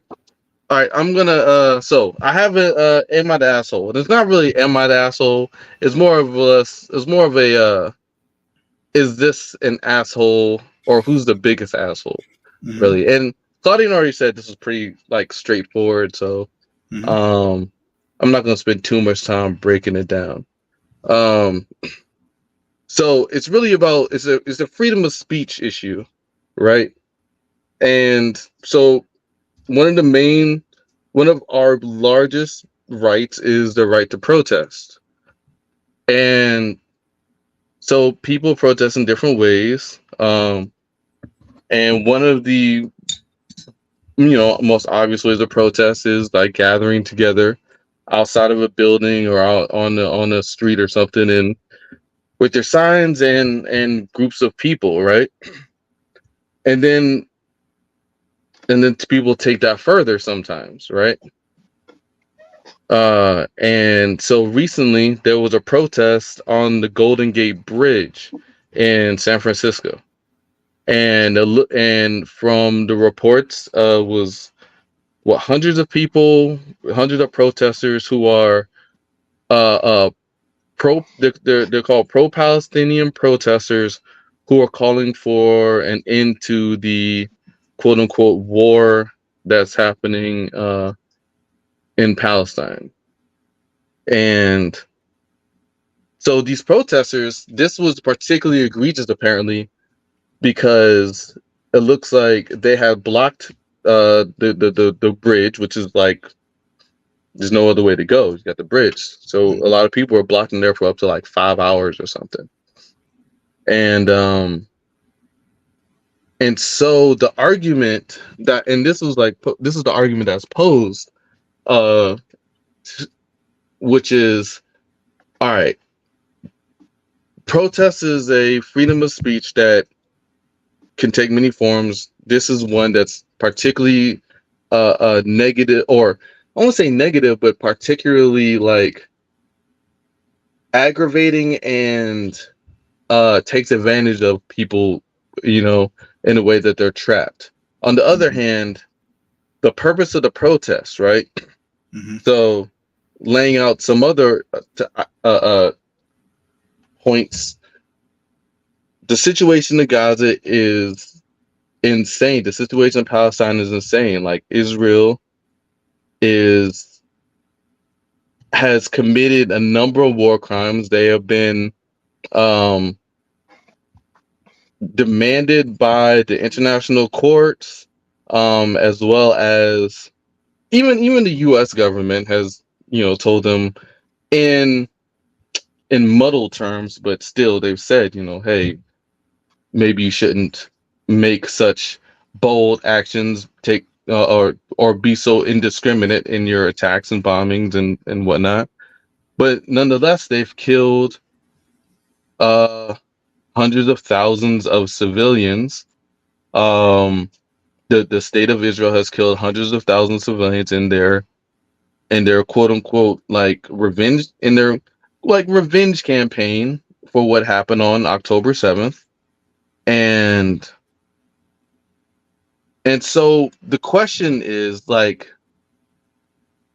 who is the biggest asshole? Is it the people who are protesting to end, or they're protesting for the U.S. government to do something to end the war in Gaza, or in the war fighting, and doing their protesting for that reason, they have blockaded people who are in no other position and no other way to get around them or move. So who's the biggest asshole? Is it the people protesting in this manner, or is it, I guess, the government for not acting? It's hard to say that people protesting the end of war are assholes. I think by default I gotta go with the government. Who wields the power? Yeah. I mean, okay, when you talk about serious things like war and death, the people protesting to stop it, it's hard to say these people are assholes, bro. Like, right. Could their protest be in a better sense? Maybe there's a better way to do things. Excuse me. That kind of ties into that point that you were talking about for the video that Claudine sent to the group. Like, he made a point in there that said that he doesn't agree with the social movement anymore. Remember towards the end of that video? Thomas. Yeah, and he was saying that like in individuals would be more acceptable, which I didn't like. Acceptable, you know. And the guy that was narrating the video kind of talked about that. Yeah. But I do believe that he made a point. That I do believe that. So I heard somebody say that once that Jay-Z and LeBron James could organize a bigger movement themselves than Martin Luther King or Malcolm X ever could, because of social media, right? Because of their platform that they have, you know. So maybe there is something to the individual movement, you know. Maybe there's a better way to protest. You could call them assholes for that, but when you're in a war-torn country, bruh, and you're a civilian, there's no way I can call you an asshole. Let me add one more level of distinction though for this part. So, about the people who are protesting on the bridge, right? One of the points that I heard was that, what was it?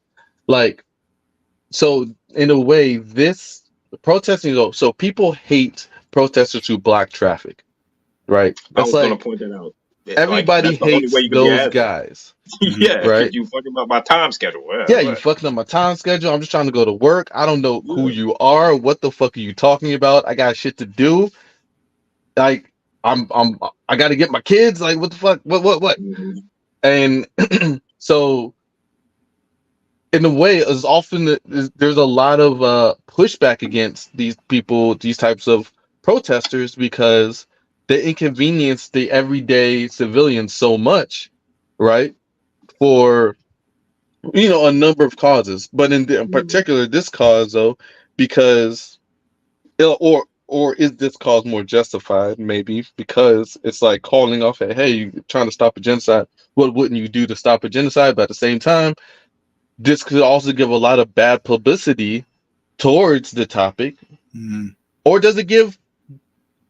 It was just maybe it's one of those things where like, hey, is any publicity, any attention, good attention, as opposed to people not being aware whatsoever and ignoring it like completely and just going about their daily lives, which is the norm, right? People ignore this all the time.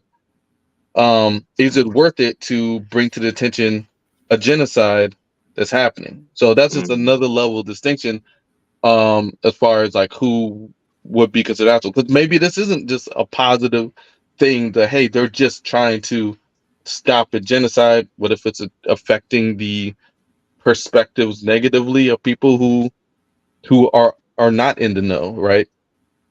I don't think people not in the know would be like, oh, you oh, well, fuck that, genocide. But still, like, anyway, I don't know, just more info. It is tough, man.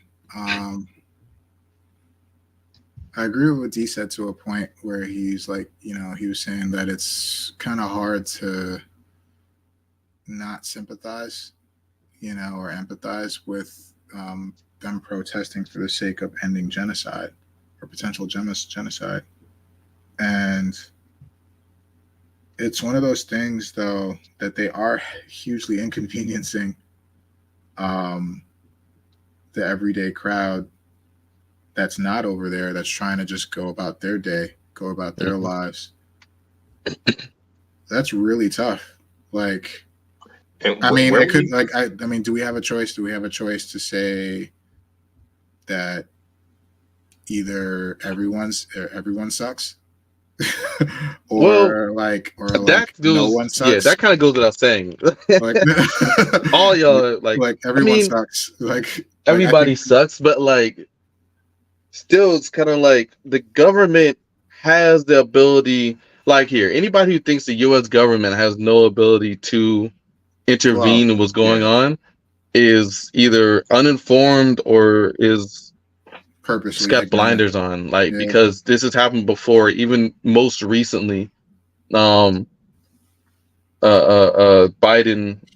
with the ceasefire, like, and how that simple dynamic changed so much. Like, the U.S. has the ability to do something. It's the question is, what level of disruption is is reasonable. Not even reasonable. What level of disruption would you do, right? I guess, right, in order to stop like innocents from being bombed and shot. I mean, to save you know, innocent. Go ahead, Frank. Go ahead. Well, no, I was gonna say like so yeah, there's like the nuance in that, right? Like they can like the people that are protesting can do a protest anywhere. Yeah. You know, but they specifically chose to do it there in this way. And that is straight up just stopping everything from moving, right? Like you have a lot of people that need to go about their day. You don't know like if there's like a, you know, you also have to consider like the people who are trying to go about their day. Maybe someone's driving their pregnant wife about to have a baby, you know, to the hospital, or a doctor just got an emergency call and he needs to get to the hospital, you know, or some other sort of life or death situation that they could potentially be blocking just for the sake of this protest. Like you could protest anywhere. You know, you could protest anywhere, and if you want to send a big enough message, take the same amount of people and gather in a place that maybe is not obstructive to the people that are trying to go about their day. So, but again, they're protesting for very noble reasons and valid reasons, but the government also sucks because they're seeing this and they're not taking any action. So yeah, I think everyone sucks. I think everyone sucks here. I think like the protesters suck. Yeah, I think the protesters suck for doing it in that way, and I think the government sucks for not acting fast enough. Yeah, man, like first of all, war brings a lot of money. So yes, the government could step in, but there's a lot of money being made anytime you have chaos, right? And I don't know, man. I was thinking about that. Like, there's weapons manufacturers. I mean, we're talking about millions of dollars, billions, bro. Like, it's not just tiddlywinks, you know. Well, we're spending taxpayer money, so it's not like the U.S. is making money. Maybe the contractors, of course, but the U.S. The businesses that prop up the U.S. I'm talking about like Boeing and these big corporate conglomerate companies. They're making the money, you know what I mean? Which is it's kind of boosting the U.S., right? Like, you know, never let a catastrophe go to waste, right? Isn't that like the old saying? Never let a disaster go to waste. You know, probably something. What's his name said? Fucking Kissinger said. But we don't want to quote demons. And obviously, I mean, people are being genocided. You would go to any length to stop that, right? And I think that protesting is some of the real political power that the people have, right? Like any kind of attention that you bring to an issue, positive or negative, is bringing attention to the issue, especially something like genocide, right? So, you know, regardless whether they're interrupting people's schedules, like Frank said, though, you know, if your doctor can't get through, an ambulance can't get through, you're having the adverse effect. You're trying to stop people from dying, but you're causing people to die by your disruptions of society, right? But you need attention brought to this subject. So I'm still going to go on with the side of the government. The government's the asshole, man, because they could easily do something if they wanted. If they wanted, they could, but it's a lot of money. It's a lot of money being made, man. And, you know what we see on the news, but once we get into an area and get entrenched, I mean, look what a fuck up pulling out of Iraq was, you know, like it's a whole debacle. You know, it's we say snap your fingers and stop this thing, but sometimes stopping it is not as easy as it sounds, you know, which is terrible. I think we're all spoiled Americans. We're the assholes because we're spoiled Americans, man. You know, we don't have bombings and shit here. We get to go to the movies and shit, you know. Like we might protest, but we ain't protesting no bombing down the street, you know? Yeah, true. I don't know, man. Anyway, yeah, we're the assholes. That's my answer. Americans are the Americans. What was your conclusion?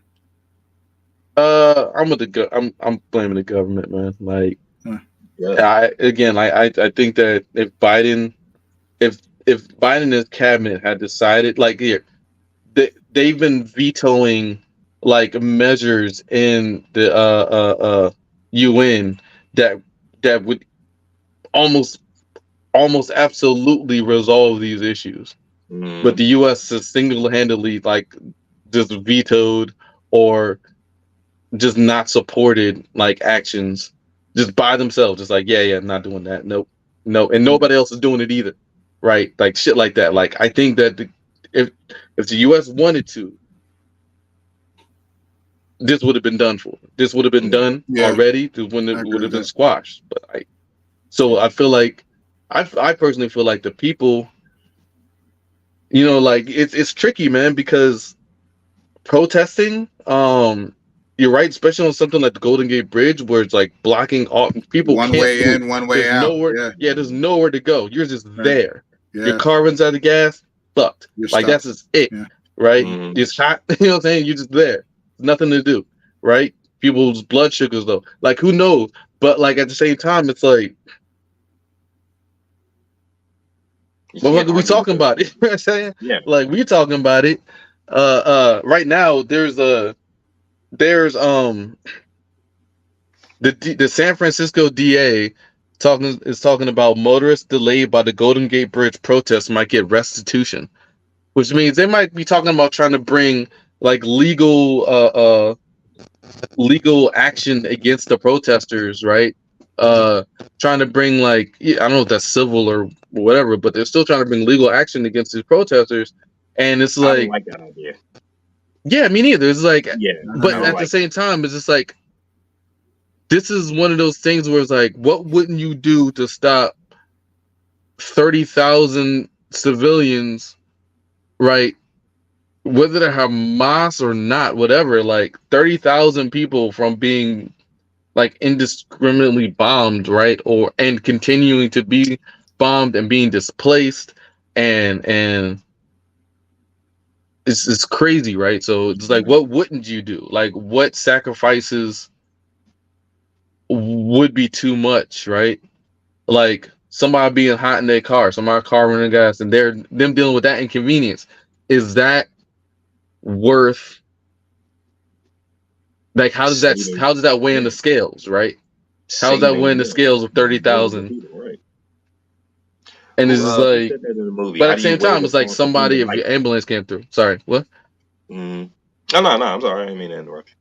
I don't know. Like, this is like, I don't know, maybe, like, I don't think this is a needs of the many situation. I feel like every life is important here. Yeah. I feel like this is one of those things where the reasons behind why they're protesting is absolutely spot on, absolutely valid. But they could be jeopardizing potential lives on either side of the bridge or people trying to travel the bridge by doing what they're doing. So I agree with y'all about I agree with y'all about the government and them not acting fast enough. I feel like everybody sucks here. It always seems like there's a disconnect between the government and the mass of people, because it seems like the common sense thing to do would be to step in and end it, right? But like, why don't they? Bro, why don't I they? don't know. What kind of decisions go into them not ending it? Like, why? But they don't, guess they don't discuss those with the people, right? But we all sound like spoiled, bougie Americans, bro. Like, people are being viciously murdered. And I don't like the sound. I don't like the idea of them having legal action brought against them for protesting. Yeah, maybe me neither. That sounds something like that. But anything more, it's like you're in our rights as Americans. It's like you feel like one of your main rights. Us three here, we hate the KKK, right? Mm-hmm. Obviously, but this is America. This is America. If they want to hold a KKK rally, they have that right. You know what I mean? They do. So once you start bringing legal action against people for protesting an issue, seems like you're infringing upon my natural rights as an American, right? You know what I mean? Did y'all hear about the recent, the recent Supreme Court action So okay. So I can't remember if it was in Texas. I think it was in Texas. It was related to the Black Lives Matter protest, a Black Lives Matter protest, where a cop got hit in the face with a rock by somebody in the group of protesters. And so the DA filed a case against the person who organized the protest because somebody who attended the protest committed violence. A police officer. Yeah. And so that's been going back and forth for a while and finally made it to the Supreme Court. And the last court ruled that yes, the person who organized the protest, and I think this was in the Texas District Supreme Court, that the person who organized the protest can be held liable for the violence done by a person who attends the protest. In the Supreme Court, it was presented, and they declined to adjudicate on it. So that stands. I mean, that's kind of what they're doing to Trump, right? Like for the whole January 11th thing, right? Like they're holding him accountable for the violence and the actions that people. They're holding Trump accountable for the actions that people took on that day, right? No, they're holding Trump accountable for the conspiracy to overthrow to overturn the election. They're not saying that Trump incited that. No. So no, they're like, yes, it is said that he has incited that, and he did incite it. Right. He incited so a riot. To what the protest, but a riot is different than a protest, right? We have to like draw those lines. Is it? When you start committing violence, when you start committing violence, okay, sorry, go ahead. When you start committing violence in a protest, in a mob situation, in a crowd, I mean, there's a fine line between a riot, a protest. I mean, a protest can become a riot. Right. But a protest is not a riot. That's not the original intention. When it evolves, then you have a riot, and you deal with the riot. Well, that's what I'm saying. There's a fine line. When does it turn? When does it go from a protest to a riot? It's hard to define when that is. I don't know if the line is so fine as you think. I think it's just like riots are usually violence for the sake of violence, just with a similar group of people. If we have it can be for political reasons, of course, which would be terrorism. If we have 1,000 people that show up for a protest and 100 of those people commit acts of violence, is it not a riot at that point? You got 100 people doing violent acts. That's only 10%. That's only 10% of the people. You have people who are doing violence. You have 900 people that aren't doing anything. Now, I'm sure a lot of the people that went into the Capitol building for January 11th, that they weren't committing violence. They were just walking through the building, right? Which is illegal. They're being lumped in with the people who committed the violent acts. But that's still illegal to step on the grounds. They weren't supposed to be on the grounds. That was illegal for them to do that. Bold as shit. I'm too much of a pussy. I wouldn't have been able to go in there. I'd have been like, I'm scared, bro. I'm going this motherfucker. I mean, aren't they armed? Sorry. They're armed in that motherfucker. I'm not walking up to that dude. He got a freaking semi-auto shotgun on his shoulder. Bro, man. you know it was Black Lives Matter people. There were not a whole lot of us in there that day. Yeah, there was like 2 black folks. Yeah, 2. And I think one of them was outside. Yeah. Then one of them one of them is in jail right now. They couldn't find the other one. Shit. Yeah, they didn't adjudicate on it, so it stands that at least and I might be wrong. It might not be Texas. If I'm wrong, I'm sorry, but like it stands that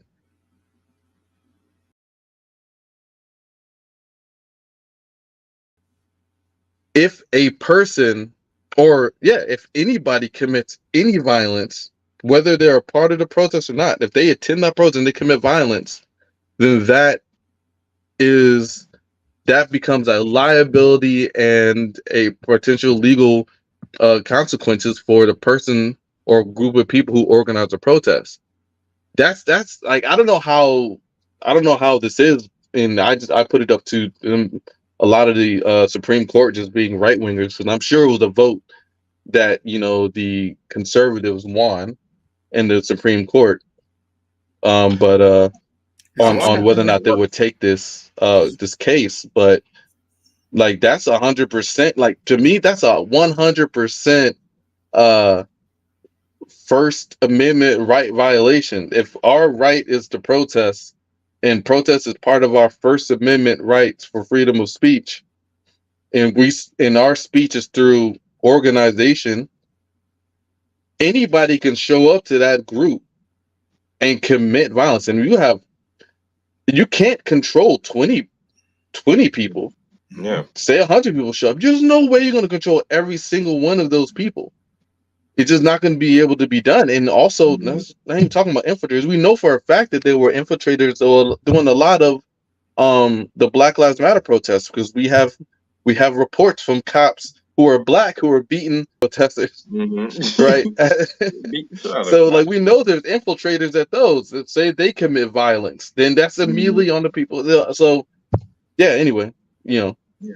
Welcome to America. I wonder at what point it goes to the organizers, to his fault. Like he gets credited with the fault. Be like if one person commits an act. Now I agree that if a person attends a protest, they commit an act of violence, they should be held accountable, because that that's person, not the right? point of You the did the protest. violence.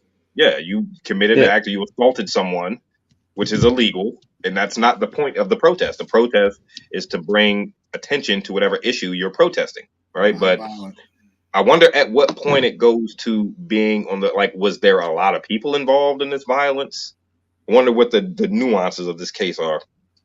My understanding is that and I don't know all of the details, but the basic detail I heard was that the cop got hit in the face like a brick and got like brain injury and like hospitalized, and like he like broke half of his face. It was a whole thing.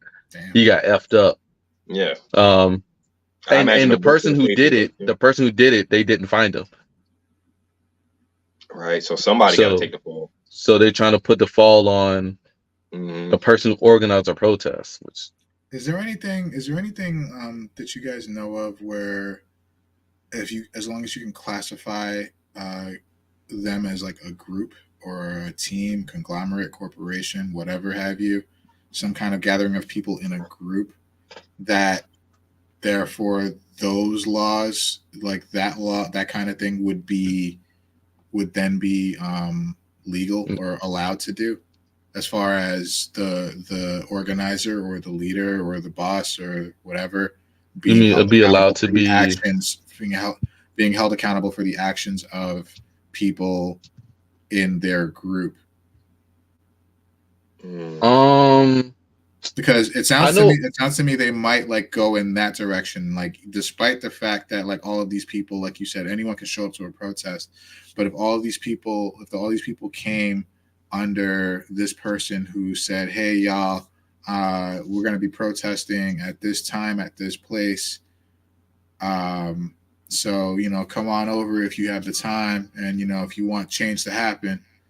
So everybody came, everybody showed up. It just happened that one of them threw a rock at the cop's face. One of them was wild, and then now the organizer, the leader is I don't know. I feel like there might be something there, which is probably why the Supreme Court, I'm not, giving any credit to them, but like it's probably why the Supreme Court didn't adjudicate.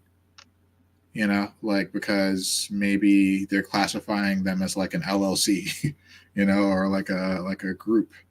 I think like those have to be established beforehand, though. Like a corporate, like if we're speaking of like a corporation, like those are usually they're recognized those beforehand. Those have to by be the state or the government. Right. Yeah. Same with the LLC. I think it has to be recognized beforehand. If these people aren't signed on to be a part of this limited liability corporation, I don't know, man. Like I mean, like if it's just like loose. They could say something like, "Oh, it could have been like a Facebook event, right?" And then like everybody that like commented like, I'll be there by this person, they could take that as like the signature. As a signature? Yeah, they could take that as a signature, like, oh, we got everybody's name. We just don't happen to know amongst these people who was the one that actually did it. So we're just gonna go to the leader. Yeah, I don't know. I put that on the Supreme Court, bro. They're fucking around. Because like in that scenario, like anybody could have seen the post and just attended, right? Right.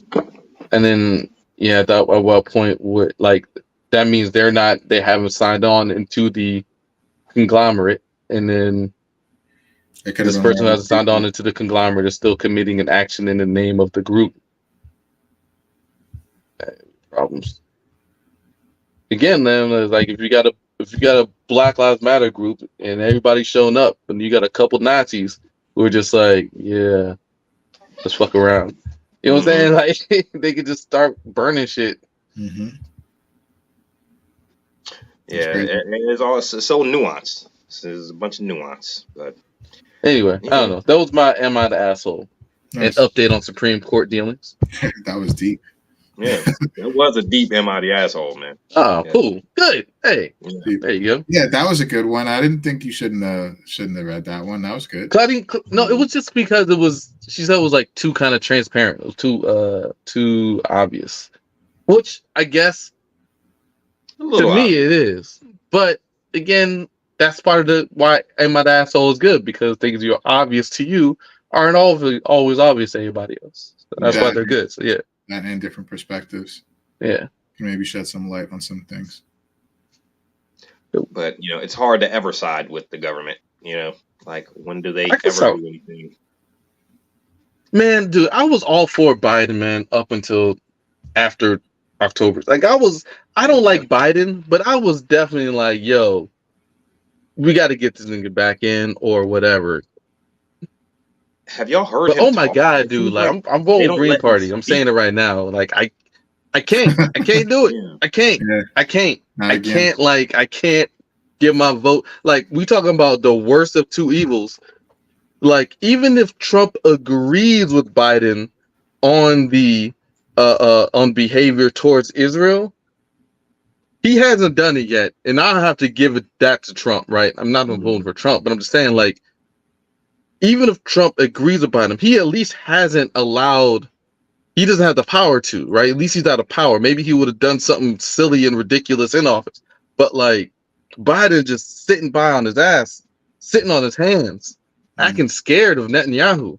What the fuck is going on? Anyway, I'm voting Green Party. Do you think that Biden is in the best health? Because like whenever I hear him speak, it seems like they don't let him speak a lot. You know what I mean?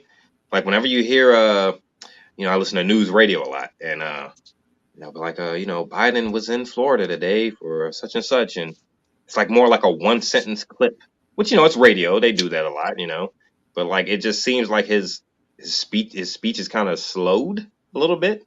I wonder if he has some like behind the scenes health issues. He's old. Well, he's old as shit. So. He's old as shit. I mean, he's definitely old. I'm like, but he just seems kind of help. Yeah. Have you seen Trump talk recently? Yeah. It's a rambling, sweaty mess. Like, it's incoherent babble. Well, Trump owes a lot of money, bro. You're going to be sweaty and babbling for that shit, bro. You owe a lot of money, bro. It's true. And Trump, I'm sure it's stressful as fuck, dog. Like, but you know who else I heard speak recently? Bernie Sanders. He's probably one of the most stressed men in America, bro. Is Donald Trump, bro. Like, he probably can't. He's probably on all types of medication for blood pressure and shit. So good. Well, I'm just saying. I get it. I'm sure in real life Trump's probably a prick, and I probably wouldn't like him. But you can kind of identify with the stress. That's the thing. Trump is probably super fun. Dude, Trump would be so fun to hang out with in real life. He probably would be. He probably would be super fun. He's just a shitty person, man. Yeah. Like, you want to live with him, right? He'd be fun to hang out with, but you won't want to live with this nigga. He's been wealthy his entire life. He can't help being a shitty person, He's spoiled. Run the country. Don't want him doing that. Trump has probably not heard the word no a lot in his life, No, which is he's a millionaire. I mean, that's arguably why he owes $800 million. Because this nigga heard no's like, yeah, I ain't listening to that shit. And as far as Biden, like you see it with every U.S. president, right? Like the stress of the job just wears on you, and I'm sure his age is not helping his health, and the stress of the job is not helping. I don't know. It just seems like they kind of nerfed him a little bit. They don't let him speak as much. Like we heard Trump all the time. We heard Trump's voice all the fucking time, and like he was saying stupid shit when he did it. But Yeah, man, that's true, man. Like I feel like Biden is old as shit, so maybe we should like vote in Cornel West, man. I don't know. But... Didn't Cornel West announce his that he's running? Yeah, He he's announced running. it. Yeah. Yeah, this thing is running. He's still running. Mm-hmm. This nigga's still in there. Everybody else done dropped out. Well, not everybody else. JFK Jr. still running. His crazy ass is running. Still, and it's Trump, Biden, JFK, and Cornell, and the Green Party was probably Jill Stein, I think, and the Libertarian. I don't know who the Libertarian candidate is, but they're going to be running as well. Mm-hmm. Well, So you got options. It's coming up quick. Yeah. Yeah, man. Anyway, so, you got another one, or you got another one? Yeah, I have one, but depends on what you guys want to move on to. If you want to do another MIDA, or do you want to do the 48 Laws of Power? Let's go. Let's do it. Let's do MIDA. Because you didn't do one last cast. Nah, I didn't. I didn't. But we still filled 4 hours somehow. Hey, we doing pretty good. We had 1:56. Yes, that's because we didn't do a serious movie read. There was no new movie to review, a new game. True. You know. Hey, me and Juice are sitting up close for this one, man. Hold on. Yeah. Well, it's not as give a good MIDA over. Well, it's not as deep. It's not as deep or as nuanced as this. But okay. So, this one is about this couple, right? No kids. So this is from the husband's perspective. So when they got together, the wife was making $15,000 more than he was in her salary. So with that, with that comes certain things, like as far as like disposable income goes. But they both agreed to have separate checking accounts and a joint account for household expenses. And they also both agreed that after, household expenses, bills, retirement savings, things like that, they would put money into those things. And then they would be free to spend whatever they wanted with whatever they had left. Mm-hmm. And so now originally the husband was against this. He wanted to do joint accounts for everything.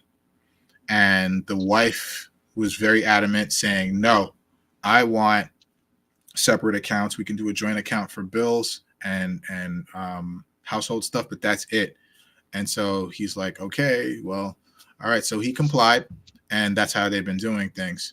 So they get married after a while, and I would say a couple of months after they get married, he decides to go back to law school. And long story short, he got picked up by a big law firm, and now he makes 4 times as much as she does. Mm-hmm.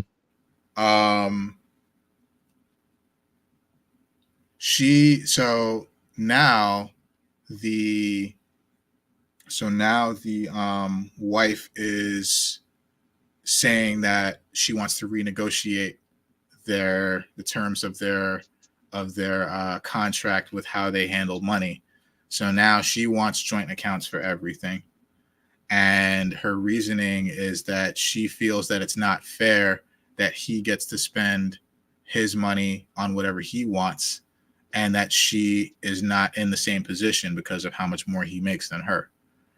So he says, no, I'm not doing that because this was your idea. This is something that you were very adamant about.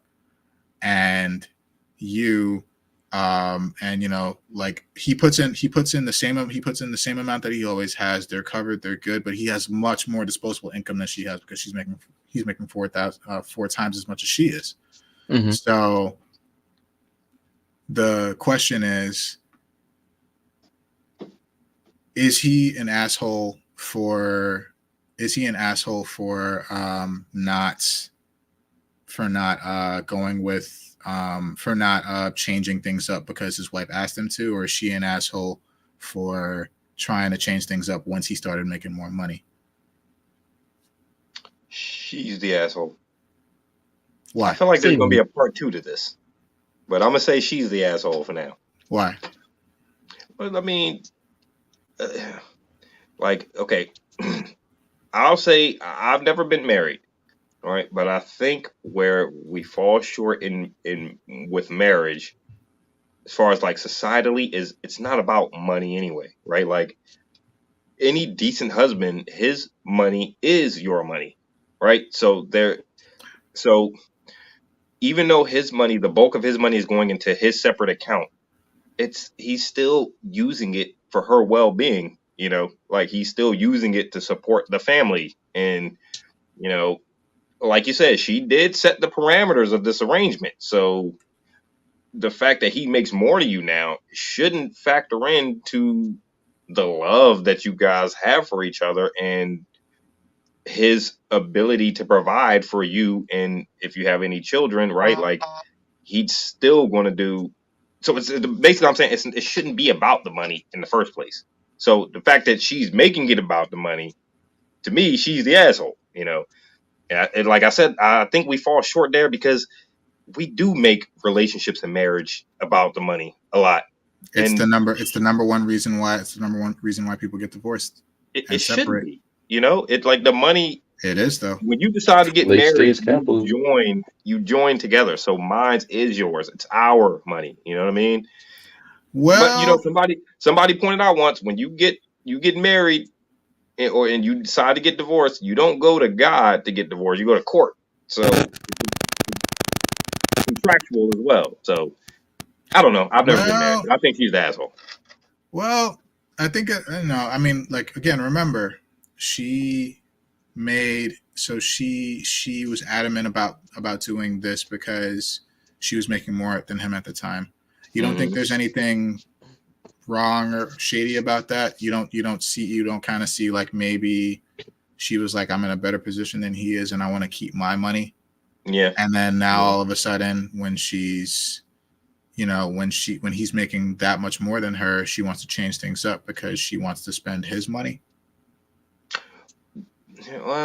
It's what he does make 4 times more, so it's not like he's making tiddlywinks. He makes a lot more than I do. So, but as a dutiful husband, you should be willing to spend that money. It's the second time you said it. Tiddlywinks. Hey, you should be willing to spend that money, right? I don't know. That's the name of this episode. Tiddlywinks.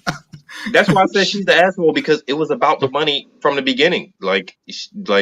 She wanted to. She knew she made more than him, and she wanted to keep her money, which I totally support anyway. I don't think that, like I said, I've never been married, but I don't think there's anything wrong with keeping separate accounts when you're married and having a joint account. There's nothing wrong with it. Yeah, there's nothing wrong with that. I would say, I don't know. I feel like for me, I'm finding it hard to feel like either one is an asshole here. Like, Are there any stakes here, or no? Is there any just a disagreement? No, it's just a disagreement. But I do have another one for you that kind of almost ties in. It's related, but I just want to know what you think about this one. I knew a part 2 was coming. I knew it. It's not really a part 2. It's just kind of like this was a warm up. Yeah, I would say neither one's an asshole. Like, it's fine. It's fine to have the disagreement. Like, as long as you guys are both covering the bills, right? It just doesn't reach asshole status to me. Like, it's just like. Well, think about it. Maybe so think about this. What if their agreement, and this is kind of, I guess you could see the part 2. What if the agreement was more of a percentage base, right? Like, let's say in the beginning they were making around the same money, although she was making $15,000 more than he was. Mm-hmm. Like, maybe they agreed to put 20% of their biweekly checks towards all the stuff, right? Household bills, retirement savings. 20%. 20%. It's just a number. It's just a number. But let's say they both agreed to put 20%. Now, when she was making more, her 20% would be more than his 20%, right? Mm-hmm. Okay. But that's something that they agreed to. Now the tables have turned. His 20% is way more than her 20%. His 20% actually covers her entire salary in this case, if you look at it. And so she's wanting to change things up because he's still going to have 80% of his paycheck to fuck around with, and she wants some of that money, even though she's still only putting the 20% of her salary, which is 1/4 of his. Do you see what I'm getting at? Yeah. She's the asshole. She should be fine. She'll be fine. She's the asshole for making the money so important, but she ain't wrong. I don't think she's wrong. Okay, it's fair. She's an asshole, but it's fair. I mean, his 20% is a lot more than hers, so maybe there should be a switch up. But I would have a lot of other questions. Does this couple love each other? Are they in love? It seems do they have any other problems? Seems like things are fine. Right. Like things are fine. Yeah, things are fine. Like, look, if things are fine and you always got some disagreements about money, well, we don't have to agree on everything. No, and couples fight, right? Fine. Especially when it comes to money and everything. Yeah. Okay. I just disagree. Just don't understand. Maybe he'll slide her some money from time to time. You know what I'm saying? Okay. So can I do the next one? Yeah. Now keep this thought about money in your mind, right? All right. So now the second one, we have another couple, no kids. So this is from the woman's perspective this time. So the woman left her job of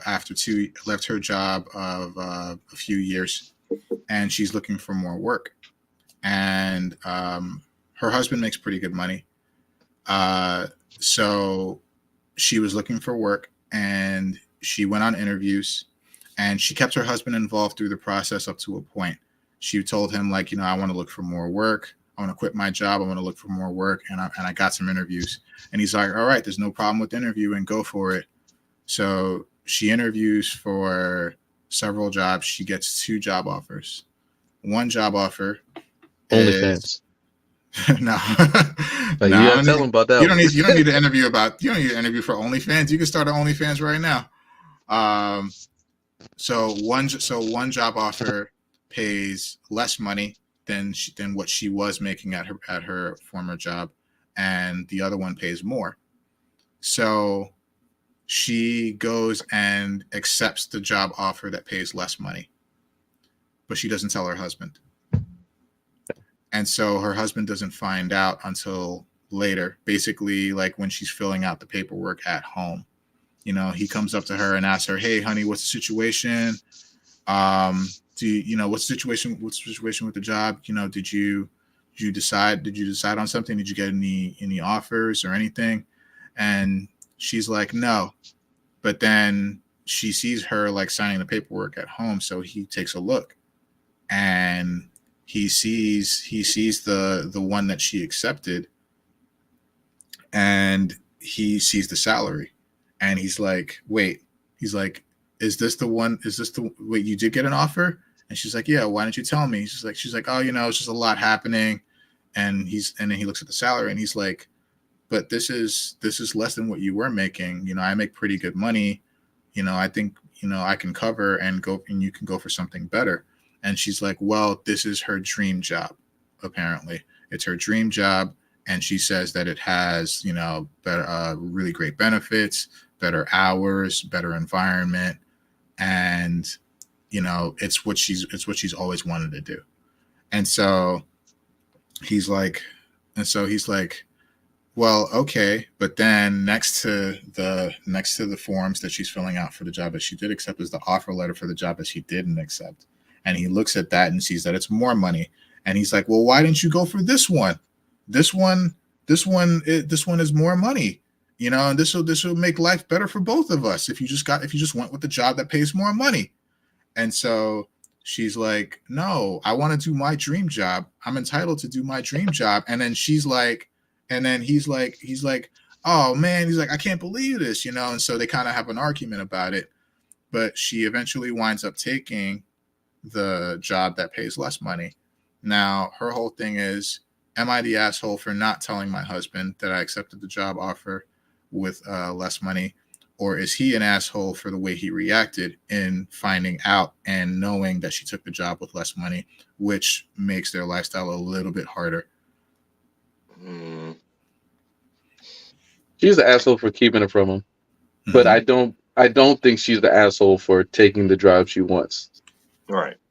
So it's like, you are the asshole for not telling him, yes, you should have just said it straightforward.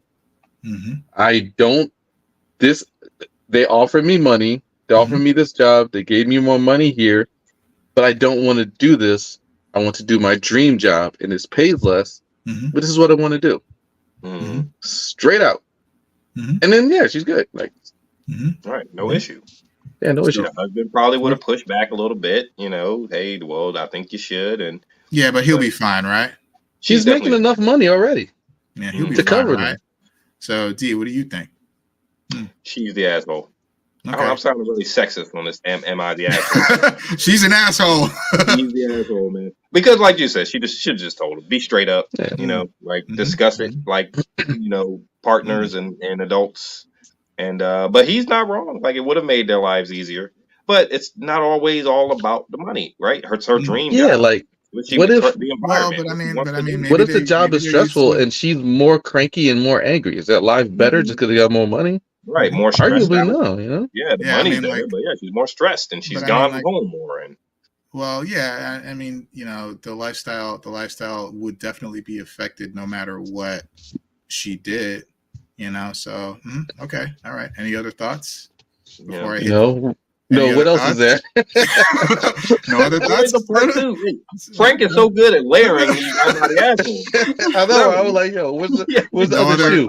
No other thoughts or concerns? Yeah. No. All right. Can I hit you with some numbers? Oh shit. yeah. Go ahead. Can I hit you with some numbers? All right.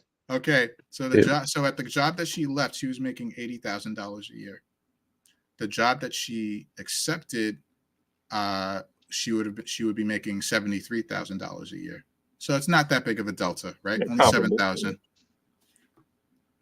The job she turned down, she would have been making $220,000 a year. Now that's not economically viable. That's wait a second. Why would you turn that down? Like, that's life-changing money. Look at y'all. Look at the change. She's definitely an asshole now. I call her. She's an asshole, bro.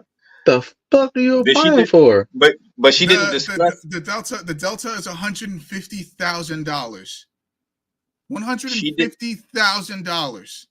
And she did not discuss. She left $150,000 on the table. This must be an amazing dream job. She must be, bro. She must be meditating with the Zen masters. She must be an animator. You know what I'm saying? But it's not always about the money. But that's a significant. She must be a podcaster. Like I think honestly, in that situation, you fucking make it work. You make it work. Like $220K. You're talking about generational and I'm assuming that in the field that she's in, that the job that paid $220K is somewhat similar to the job that she took the $73,000 for, except that the $73,000 job is like her dream job. It's always what she wanted to do. It can't be that, because dream jobs aren't typically like your, like, if it was similar, she probably would have went with the $200K, because a dream job would. Well, I say somewhat. Typically, I say somewhat. Yeah, it's dream jobs typically don't pay, right? You just do it because you love it. But like, I say somewhat similar, maybe not, but I just know that the $73,000 job was more ideal to her than the $220K job, but it's still a fucking delta of $150K. That's a lot of money. It's a lot of money you're leaving on the table. Mm-hmm. And so with that, like, do you kind of maybe understand the husband's, like, his initial sticker shock of seeing the 220K price tag. We could have bought a new house. We could have bought several houses. You know, like could have bought a new house this year. Could have bought a new house this year, dude. Yeah, we could have changed our lives with that money, man. I don't know, it's not man. always about the money. I don't know. I'd be okay with it. Like, yes, still same thing. Should have brought it up first. Don't try to hide shit. Right? There's no reason to hide it. But if she brought it up first, the husband would have absolutely done everything in his power to try to make her take the 220K job, and maybe that would have fucked up, like, not only her decision but like the relationship in a way, because that would have been, you know, that kind of would have been probably would have gotten really hurt by that, you know, that she's like that. I mean, yeah, he should be happy for her and he should support her, but it's still like, wow, you know, like this. It depends on the dream job, man. Like, if this is truly her dream job, like the one she's been thinking about and that she would get the most fulfillment out of, like $220 is a lot of money, no doubt. But at the same time, it's not like, I don't know how close to struggling they are now. Like they're not struggling enough to where he was not able to hold it down for some time by himself. Like, they ain't struggling like that. Right, so I feel like I'm just gonna add real quick that they're both lawyers. So they're both lawyers. Hopefully that puts it in a little bit more perspective. They're both lawyers. Okay, and then so her regular lawyer job went from 80K to 73K to 73, and she left. And the other lawyer gig was gonna be 200 something K, 220K. It's a trap. What trap? It's a trap. What trap? It's a trap. I don't know, but I know it's a trap. How? No, man, I don't know. I just like, it's a trap. Like 200K. Wait, 80. The first 200. The first job. Yeah, that's a law firm. That they make money like that. In lawyering, I would have to question why. They start lawyers at around that much, probably like 200K or a little bit lower than that as associates, not even as interns, as associates. And then once you make it to like partner, and then, you know, you start becoming like, once you make partner, then you're making like 300, 400, 500K. So it's safe to say her dream job is doing like what? Probably like environmental, environmental law, or like a law firm that doesn't pay. Yeah, something that matters in the world. She's doing something that's probably good for the world, right? And getting paid less, right? No, you're doing the right thing. You're getting paid a lot less though, and like, think about the husband sticker shock. Otherwise, she's gonna be out there defending Trump, right? Come on, it's a trap. Think about the husband sticker shock though. Do you guys maybe agree with him a little more? I just want to get that perspective. I definitely understand his perspective. I agree with him from the beginning. Like, yeah, you should have just discussed it with your husband. But you know, I'll say it again, and I'm not saying I'm immune to this either, right? Like, as Americans in this capitalistic society we live in, there's too much emphasis and value placed on money in relationships. You know what I mean? Like, but money is everything, right? It's how you eat. It's how you provide for your children. It's how you shelter yourself, you know? Yeah. But it's like that chase for the dollar. I have this and you don't have that. You don't have that and I have this, you know? Like, there's just so much value placed on money, and it kind of trumps love sometimes, right? Isn't that the whole point? We're supposed to be in love. Does this couple? It's easy to love when you got some money in your pocket, though. Yep. They love each other. They're happy. It's harder. You know? It's harder to love when you don't. Yeah, right. It's hard to love when you're broke. That's the crazy thing. It's like they say money can't buy happiness. Especially as men. But it kind of can. Isn't that just like Maslow's hierarchy of needs, though? It's like you have to have your to reach actualization, you have to have your basics covered to reach that point. And money provides you the food, the shelter, those lower levels, so you can reach the point where you can love, right? Like, but without the money, you don't have the basics. Yeah. So you need at least money to a degree to be comfortable, right? Yeah, I think it's just how it works. You know, it's just like it's the hierarchy. It's like how, yeah.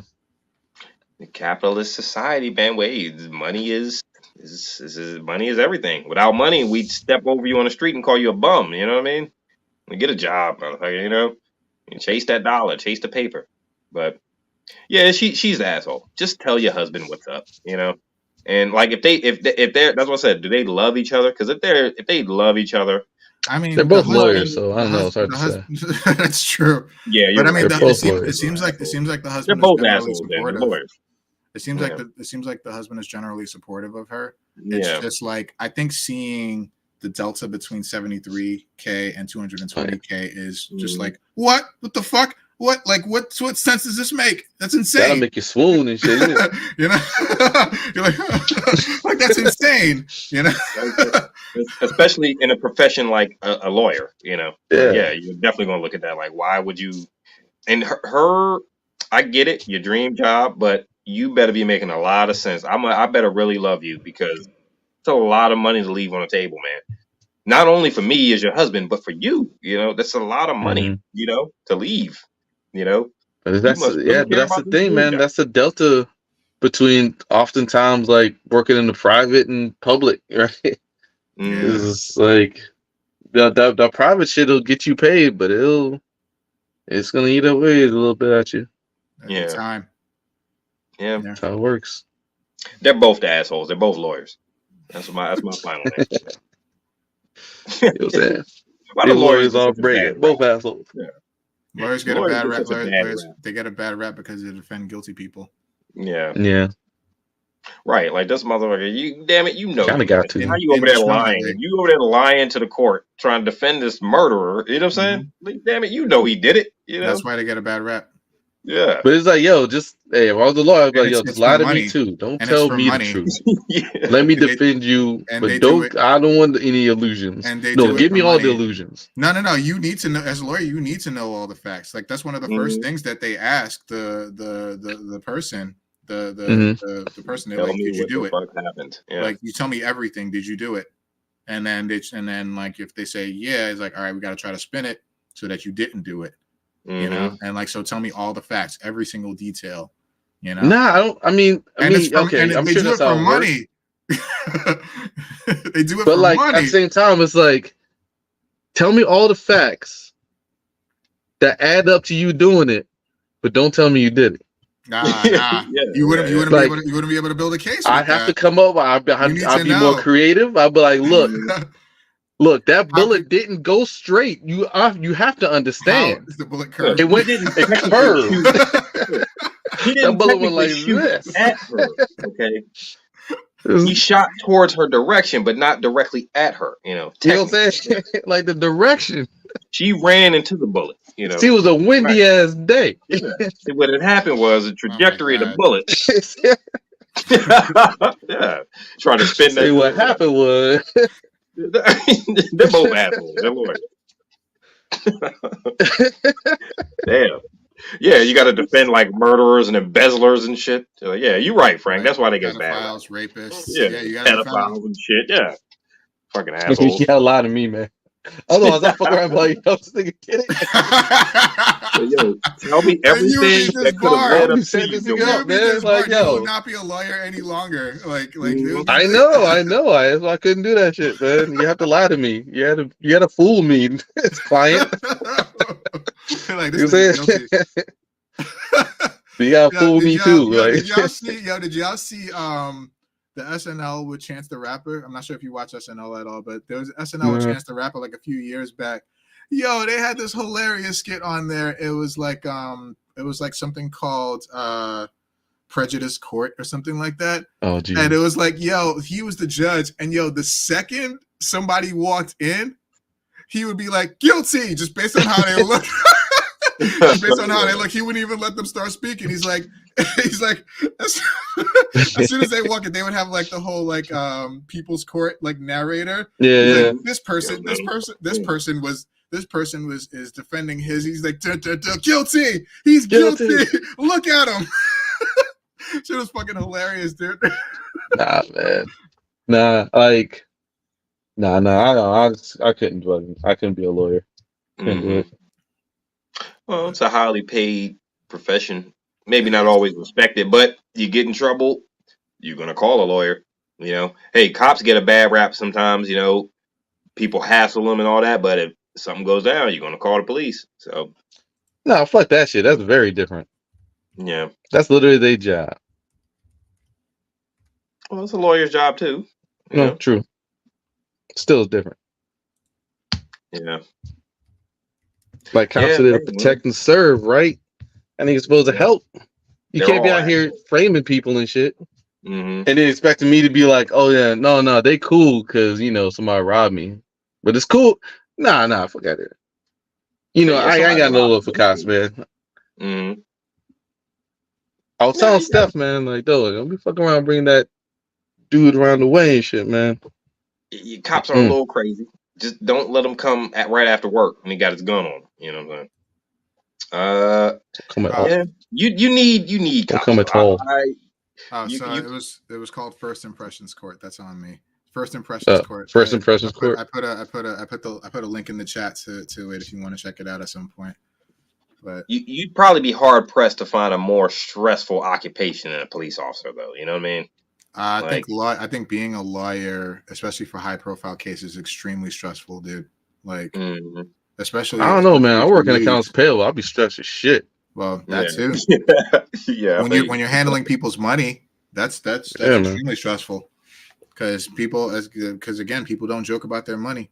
Yeah. You get one thing wrong. Yep. It's not cool. That's Can't be fucking around paying somebody the wrong amount or the wrong person. Don't do that shit. No extra zeros. No zeros. No zeros that are less than they're supposed to be. Yeah, like it's people don't mess around. Mm-hmm. Yeah, you ain't lying. But see, there we go again. Back to the whole money issue. The emphasis placed on money is like, yeah, they say it's capitalism, man. Well, we live in a capitalist society. Money is the center of everything. It's how you clothe yourself. It's how you get around. It's how you become successful. You can't eat without money. It's based on status.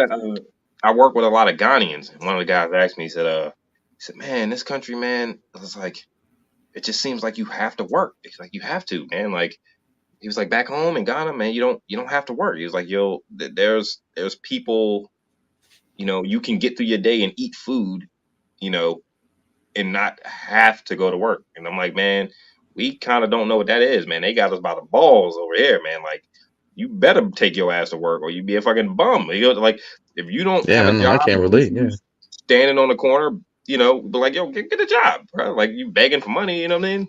Go find some work, So it's kind of slavery. It's kind of economic slavery, isn't it?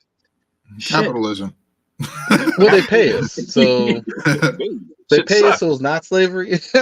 Yeah. So we're indentured servants then. Yeah, it's economics. You got it's still different because like indentured servants get paid later. They get paid later. They get paid later. Okay. Like they get paid reparations actually. So I guess it is different because you don't have to work. You ain't got to. You just be a fucking bum. Be out in the street. Well, no one has to work, but like in this society, in this economy, in America, yeah, you kind of have to work, you know, in order to survive. First of all, and then if you have a family, and then if you have a family, then you definitely have to work to provide. On top of that, Oh, but technically, you don't have to work if you're rich enough. If you're rich enough, but where does that money come from? That's the thing. The stock market. Well, that's risky as fuck, and it's not consistent. Not if you're rich enough. Well, again, where does that money come from? Not the stock market, but is it like old money? Is it family money?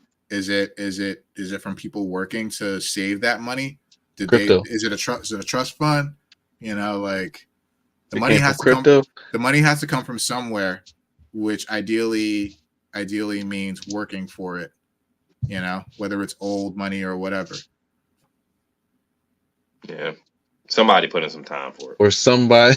I don't know, man. This is America. Like, remember, not a lot of people who got a lot of money didn't have to work. That's what the slaves are for. Different generation. Yeah, different. So, yeah. Fucking. Yeah, old money. Fucking. Ah, God. Like, it just reminds me of, like, the boomer generation. Fucking ruined it for everyone. Yeah. But yeah, anyway. So man, they live a long time. Anyway, they sure do. But do you guys want to do the 48 Laws of Power? I do have one more, but I can save that for next time. let's do that one next time. Like 48 Laws of Power. All right, so I don't know where we're at. We left off on number 6. Did we stop at 6? We stopped at 6, so we're doing 7 now. All right. Oh shit! I thought I had it up. Fuck! It's gone. Mm-hmm. I think I can pull up the same joint I had last time. Let's go to the Palpatine handbook here. Hey, y'all saw the cover page I put on the video? Yeah. Palpatine definitely. I like that picture of him smiling.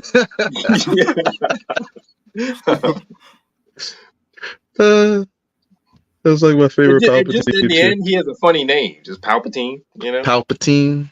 Yeah, it's funny.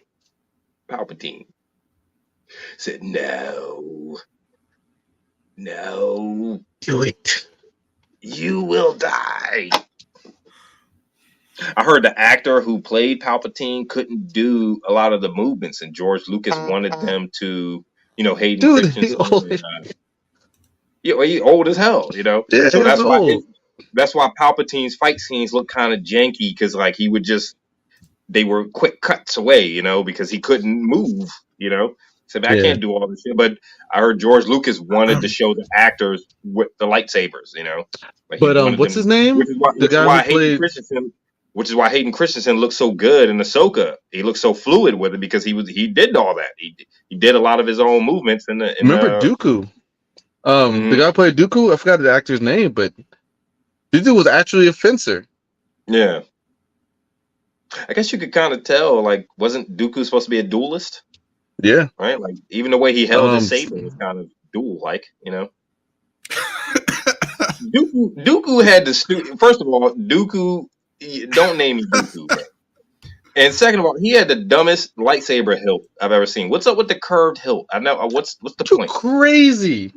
What's the point? Yo, the curved hilt. Yeah, it is like cool to me. That is a tactical. Yeah, that's a tactical like a flaw. Style hilt. Why? I think it's because I've seen it before. Doesn't Ahsoka have a curved hilt? Hers is curved, but the white ones, not her old ones. I thought the white ones. Yeah, it's curved. It's curved. It is curved, but she holds it. She holds them in reverse grips, though. Right. Yeah. But no, but even still, like, huh? What's the point of the curve? There's a whole video like explaining it. But essentially, when you have like because it's not just his lightsaber, there's swords that are actually like that. Also, there's a lot of clubs and other weapons that have like a protrusion on the front of the blade or the weapon part. So when you strike, I'll send you the video that explains it. I can't explain it that well, but yeah, it gives you an advantage. It gives you a force advantage, like a power advantage. So when you strike like if you were to strike with a straight blade, you have to use your arm and everything to push through, right? But it's kind of advanced. If it's curved, it's already advanced. So your strike through it, just like a cleaner motion. Yeah. It's kind of like double the motion or double the force. Yeah. That's probably the terrible way of explaining it. Anyway, I'll send you a video. I think I know what you mean, though. Yeah. I was just wondering. You brought up Dooku. I'm like, why the hell is his hilt curved? Because he had the worst lightsaber design. I would never pick that shit in a million years. That and the Rebels spinning lightsaber, I would never pick that one either. Like, it's terrible. Oh, the double helicopter blade? Helicopter blade lightsaber. I hate that shit. That was stupid. I don't say that joke. Who did that? All right, guys. Number 6. Want to do number 6? Oh, we stopped at 6. So 7? Yeah, 7? Now. Yeah. You gonna pull them up on the screen, Juice? I'll put it. Yeah, I'm gonna put them up. I'm just gotta fucking find where I put it. All good. All right. So number 7, 48 Laws of Power by Robert Greene. And this is just like an overview. It's not actually what he wrote in the book. It's an actual book. So 7, get others to do the work for you, but always take the credit. Get others to do your work for you. Use their skill, time, and energy to further your ambitions while taking full credit. You'll be admired for your efficiency. And I remember last time we did the first 6, we talked about, was it number 2? Never put too much trust in friends. Or never outshine the master. That was the first. Remember, we brought up the whole general thing, who gets the credit, the general or the soldier, And the soldier was like, hey, never outshine the master. Who has more power in the army? The soldier that people follow by choice, or the general who people have to follow, And the general was looking at it like, I'm about to follow law number 7, get others to do the work for you, but I'm going to take the credit. Agamemnon said history remembers kings, not soldiers, So I'll take the credit for your work. Thank you very much, Which it sounds sinister, but is it wrong? Is it wrong to let others? Yes. Is it wrong to take credit for work that others do? Yes. Yes. Definitively. Yes, it is by principle. It's called stealing. I agree. But if you were the general of an army and your direction told a soldier to go over here and a company of soldiers to go over here, a lot of them get killed, but the battle is won. Who takes the credit, the soldiers or the general? Because we see all the time that the general takes the credit, but he wasn't the one fighting. He wasn't the one dying. This is different. This is different, I think, though, because the wording here is there's a lot of wording here that's just like, again, that whole like just using this intimidation factor of use them. You'll be admired for your efficiency. Get others to do your work for you. Like it's like this is different. Yeah, this is different because this is not, like the general analogy doesn't quite work here. You could but you could put it to like literally any other medium as far as the work that you guys do. If there's something that you're specifically skilled at, and that it took you years to develop this skill, and you're being paid for you're not being paid necessarily for your skill, but you're being paid for the time that you put into developing that skill, because you can do it fast and you can do it well. Would you and people let's say in your organization know that you're the only one that's the expert on it, but then all of a sudden your boss comes and says like, oh, I was the one that did the thing, and I was the one that did the thing, and you had nothing to do with it. That's not right at all. Yeah, that's evil.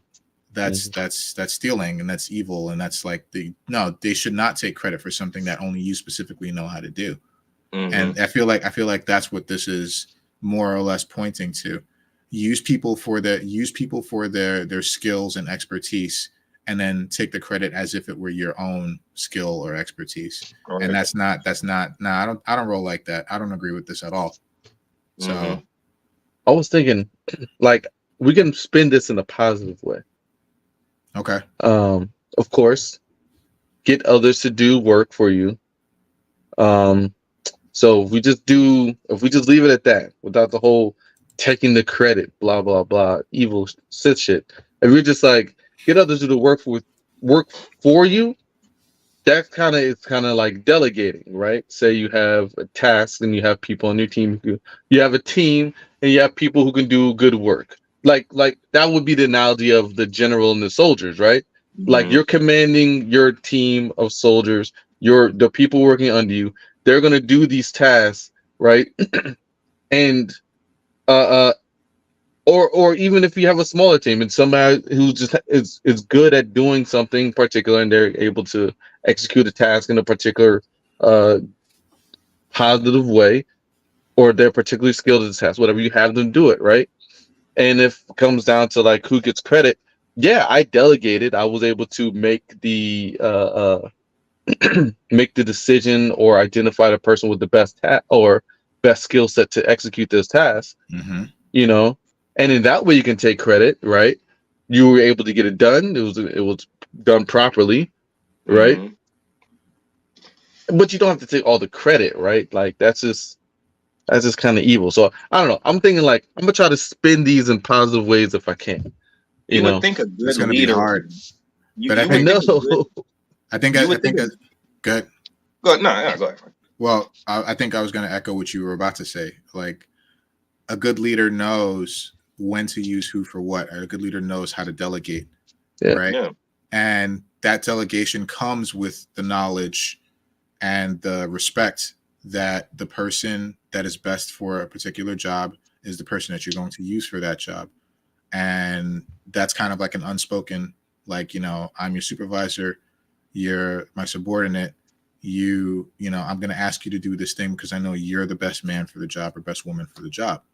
Mm-hmm. And so the person who's obviously the expert says, yeah, I can do that. I can do that in my sleep.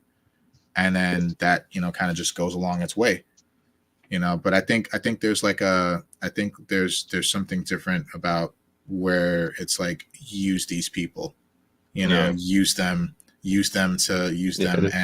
and you'll be admired for your efficiency.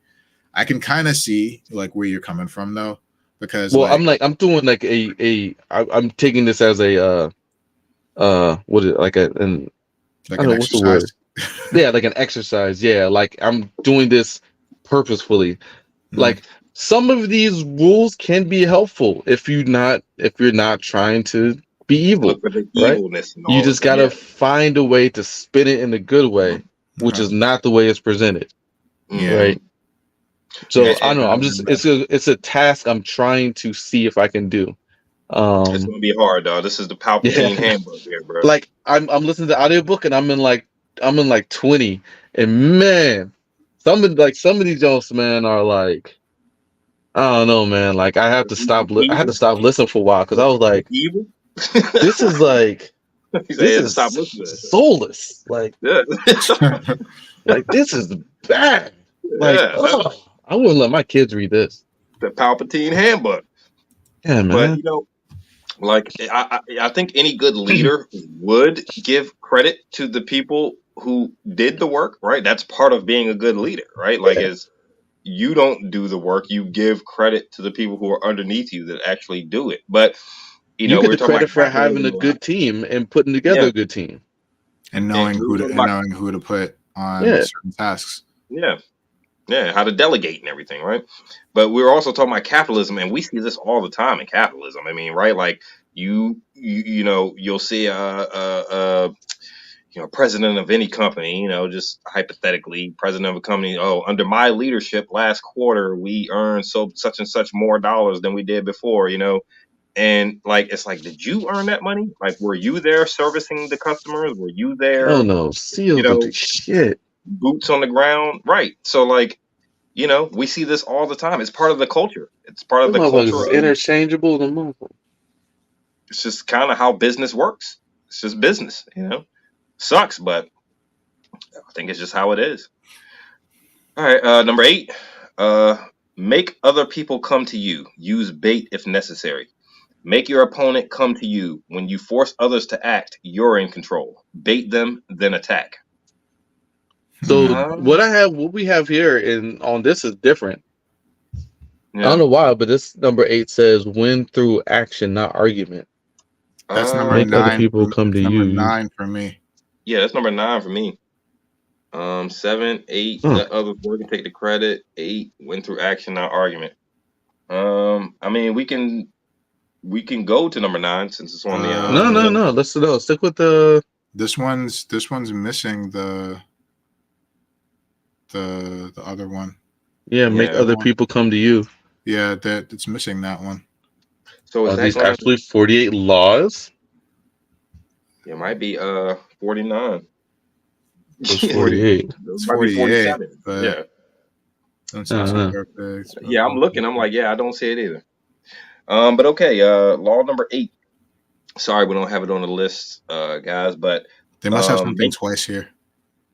Make other people. They might have something twice here. Yeah. Make other people come to you. Use bait if necessary. Make your opponent come to you. When you force others to act, you're in control. Bait them, then attack. We see this strategy all the time, especially in the military, right? All we have to do is sit and wait. Let them come to us. We have home field advantage, right? Like, and I guess, like Juice was saying, it depends on how these laws are applied. You can find positives in these. It's just that the sinister stands out a lot more. You know what I'm saying? Like, you see where the bad people could use a lot more of this advice, because, like you said, it is soulless. There's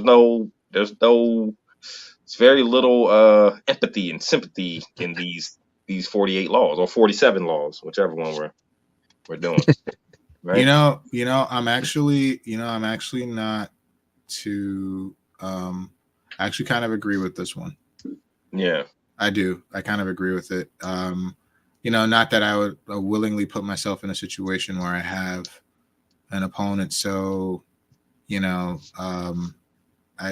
for lack of a right word, like big or fearsome, that I want to bait them into like battle, Mm-hmm.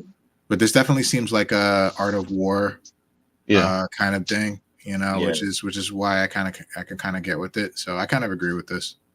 I just don't like to use. I just don't like the whole when you force others to act, you're in control. Like okay, let's calm down. You could have gone without that whole sentence. You could have just said, "Make your opponent come to you, bait them, then attack." I think they're just saying when you force other people to move, and when you force, they have to act because of your inaction. Now I'm in control. Now it's my move. Because you made a move. So yeah, I don't know. Also, I'll tell you where this does work. It works in dating for men. If you get the woman to come to you, the woman to come to you, she calls you and she's looking to hang out with you, bruh, you in control, bro. It's the ball's in your court, man. Okay, that's one area where this law definitely works. Definitely certain even setup for women. There's definitely a certain setup for you to have to get to that point. But yeah, I agree. I would argue that this could be spun in a positive attack. Yeah, that works in dating. You can spin this in a positive way by, in a way, if you think about making yourself to be somebody people would come to. If you wanted to be positive about this, like if somebody make yourself somebody people feel comfortable coming to, or that you are like I'm sorry, it's a bit of a reach, man. Like I'm sorry, no. Or hear me out. Like you have skill sets, or you have proficiency in certain what? I'm sorry. Go ahead. And then like you have a certain I don't know, certain qualities, that people would need to come to you in order to make get what they need. And it's not like you are doing this in order to bait them to you. You already have these qualities. You already have these skills, right? These are things you've garnered over the years, not garnished, garnered over the years, right? You just, and then if they come to you, it's fine. It's fair to ask for payment. Yeah. I mean, you don't have to bait them. It's not what Palpatine would say. No, it's not what Palpatine would say. Fuck Palpatine. That nigga evil as shit. I don't know. Hey, like that nigga empire only lasted 15 years. Palpatine was a bad, evil man, but you can't deny he was not great in the sense of good, but he was a great man in the sense that he consolidated a republic into an empire that he was the head of masterfully. Okay, so put some respect on Palpatine's name, man. Which he lost.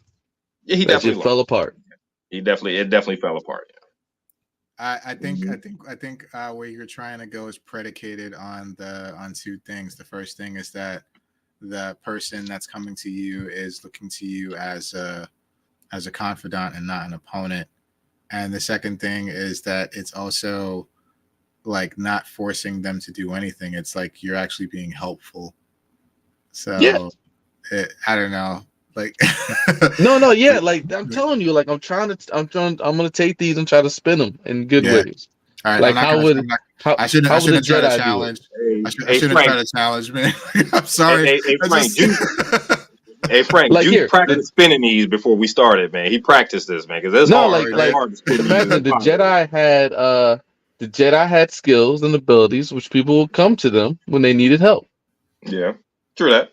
And it's not like it was always free. Sometimes they had they made exchanges for the services they provided.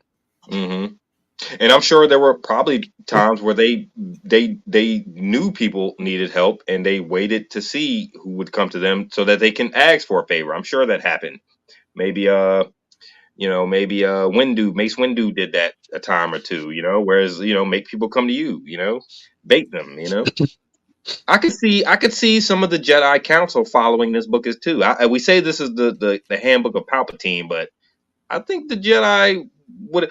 Okay, let's the next one. Law number 9. I think Mace Windu would totally agree, and I totally agree with this one too.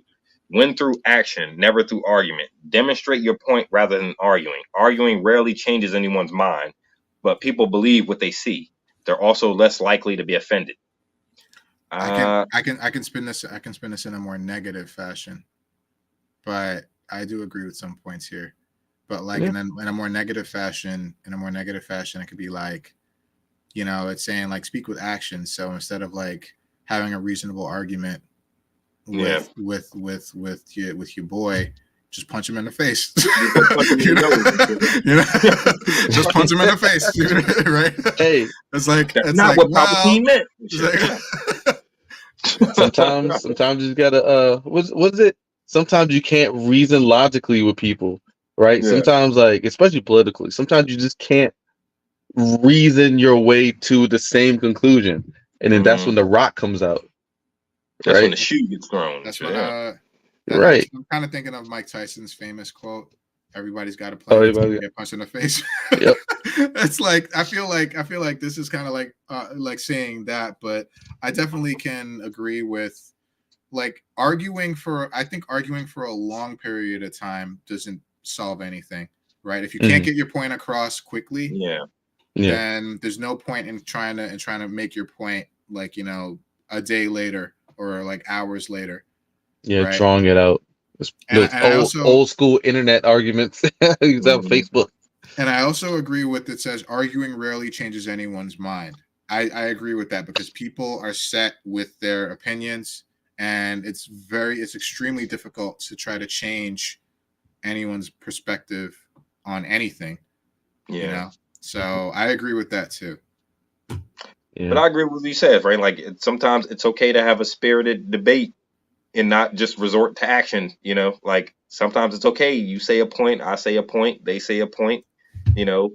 It's argument, but you get a better sense of understanding through it, right? But I think any good hero, the guy that comes in and saves the day and doesn't talk much, but he gets it done. We all aspire. We want to be the hero in any story. I want to be Yuji Itadori. I want to be Spartacus. I want to be Achilles, right? Like they win through action, never through argument. They don't come in there and argue and tell you they're the best. Any man who must say I am the king is no true king.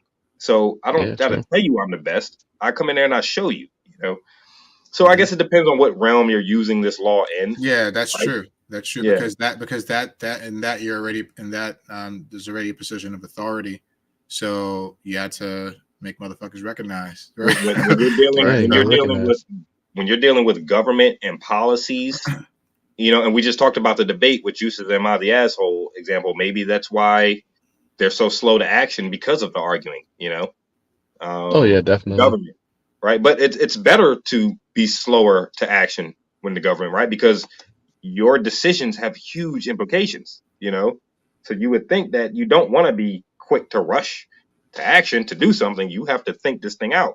But sometimes maybe it takes too long, Yeah. I like that one though. Like, I agree.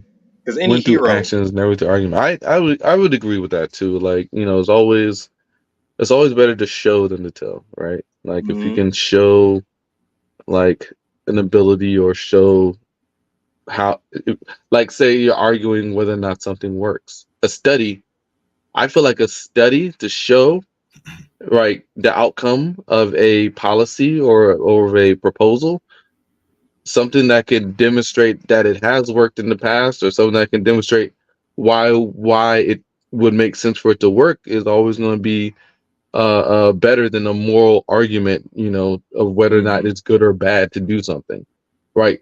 Like, morally, if you're just going to argue whether or not it's morally good or bad to do something, like, it can go back and forth because you're dealing with a person's like base principles, right? You're not always going to be able to change those things. But if you can show that one, we one this is gonna do what we say it's gonna do, and if you agree on what we want it to do is correct, then it should already. It's kind of like, that's why science is good. That's why sociology is good, right? Because you can show, right? You have the action, like the action was done, the proof was gathered, and it's sitting here. Yeah. Yeah, no doubt. No doubt, man. So you're right. You can definitely draw positives and negatives from this. What do we want? Number 10? Number 10. Sorry, the list doesn't match up here. Yeah, I think on the list that's displayed, it's just all in a different order. Yeah, because there are things that are kind of like moving around. So I think they just skipped one. Yeah, you're right. Where are you reading yours from, D? What site is this? I don't know. I just shortform.com. What are the 40 powers? What is it? Same place. Shortform.com. Yeah. Let me see if I can find that. We just sent it. Can you send him the link, D, on the chat? But you definitely see how this book could have been applied to just governments and bureaucracies throughout history, right? Like, they definitely follow these principles. This is not just to a degree. That's the thing. I feel like people get confused. Robert Greene ain't that old. Like, no, I think it's still alive. But I feel like a lot of these things were done, like, at the times they were done, it was probably the only course they had left to do. Like, when you look at the book, they have examples, and the way he likes to portray it is that, like, there were a lot of like intended planning to reach this particular goal, but sometimes shit just happens. You know what I'm saying? Like, sometimes shit just happens. You just kind of end up, showing over telling, right, or something like that. In a situation where you don't have time to, not be reasonable, but you don't have a whole lot of time to try to figure it out. You have to act. Mm-hmm. Yeah. Yeah, in some cases I get that. All right. Let's go. Yeah. Let's go to the next one. Do you want me to wait till you get it up on the screen? No, go ahead. I'll pull up in a bit.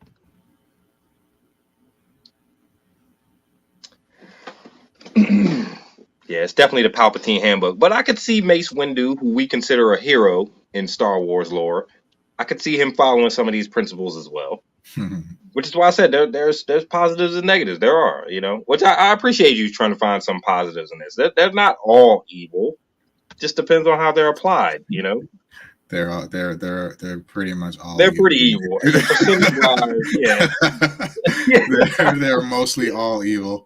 Percentage wise, it's probably a good 70-30 split. Evil to non-evil, but you can draw. There are some. I'm being generous when I say 85-15. There are some heroic. There are some of these qualities that you can find in heroes that you admire. Like they had these qualities. All right. Well, we wait for Juice. I'm gonna go to Yeah, go ahead. I'm gonna go to what are we on? Number 10. Infection. I think a lot of women will agree with this because they always talk about don't be negative. Don't be negative. Infection. Avoid the unhappy and unlucky. Avoid miserable people. The perpetually miserable spread misery like an infection, and they'll drown you in it. 100% agree. I do too. 1000% agree. Yeah. This is probably the only one I completely 100% agree with. That's tough because I'm always of the mindset, like, just because something is maybe has a negative spin on it doesn't mean it shouldn't be spoken on, right? Like if it's something that you feel, if it's something that you think, whether I interpret it as positive or negative is not the point. The fact is, I want you to tell me how you feel. You know, I want you to say what's on your mind. So like, avoid the unhappy and unlucky. So yeah, I guess that depends on what kind of decisions they made, and they're like, you know. I think this is talking about like chronic people who are chronically unhappy and miserable. Like negative. Yeah, everyone's allowed they to. Will drag you down. They will. Everyone's down. Everyone's allowed to be, you know, unhappy or upset every once in a while. Sure, right? And you know, and of course they deserve to have an ear to, you know, to speak their truth or to speak their concerns about. But if it's like every single day you're complaining about this thing, you're complaining about this thing that you're doing nothing to help, that you're doing nothing about, right? Therefore, remaining in the state, except for complaining, which does nothing, and remaining in this state, this constant state of unhappiness with whether it's a situation or yourself or whatever, then that I feel like this is what this is speaking to.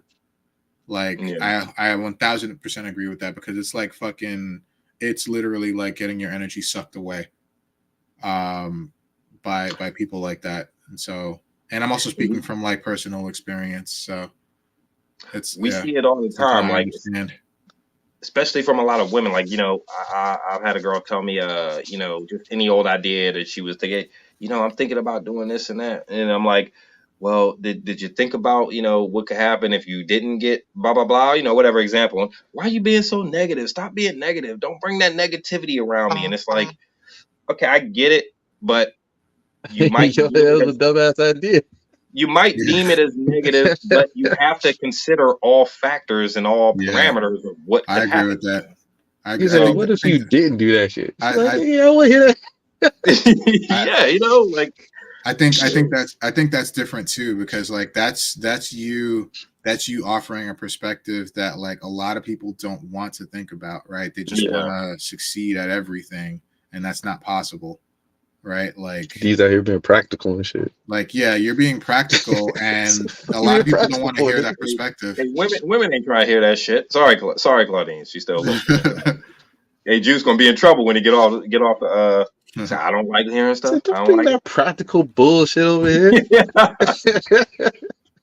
The unhappy and unlucky, though, I think that stands out. Like, yeah, I mean, just miserable people who just can't find a way to be happy in their life. They can't find happy moments, you know. Yeah, I agree with Frank. Like, yeah, it says it here too. It's like chronically miserable and unstable people have the greatest influence because of their intensity. And I agree with that, because it's like they're always complaining about something. They're always trying to get your attention to listen to them. And then when you get stuck listening to them, it's like the same shit over and over and over again. And it's like, oh my God, I don't want to fucking hear this anymore. Stop, like do something about it, or let me go, you know? Like, so I get it. I do. What they say, like what you say or what you think is what you manifest, right? So like, what's he called?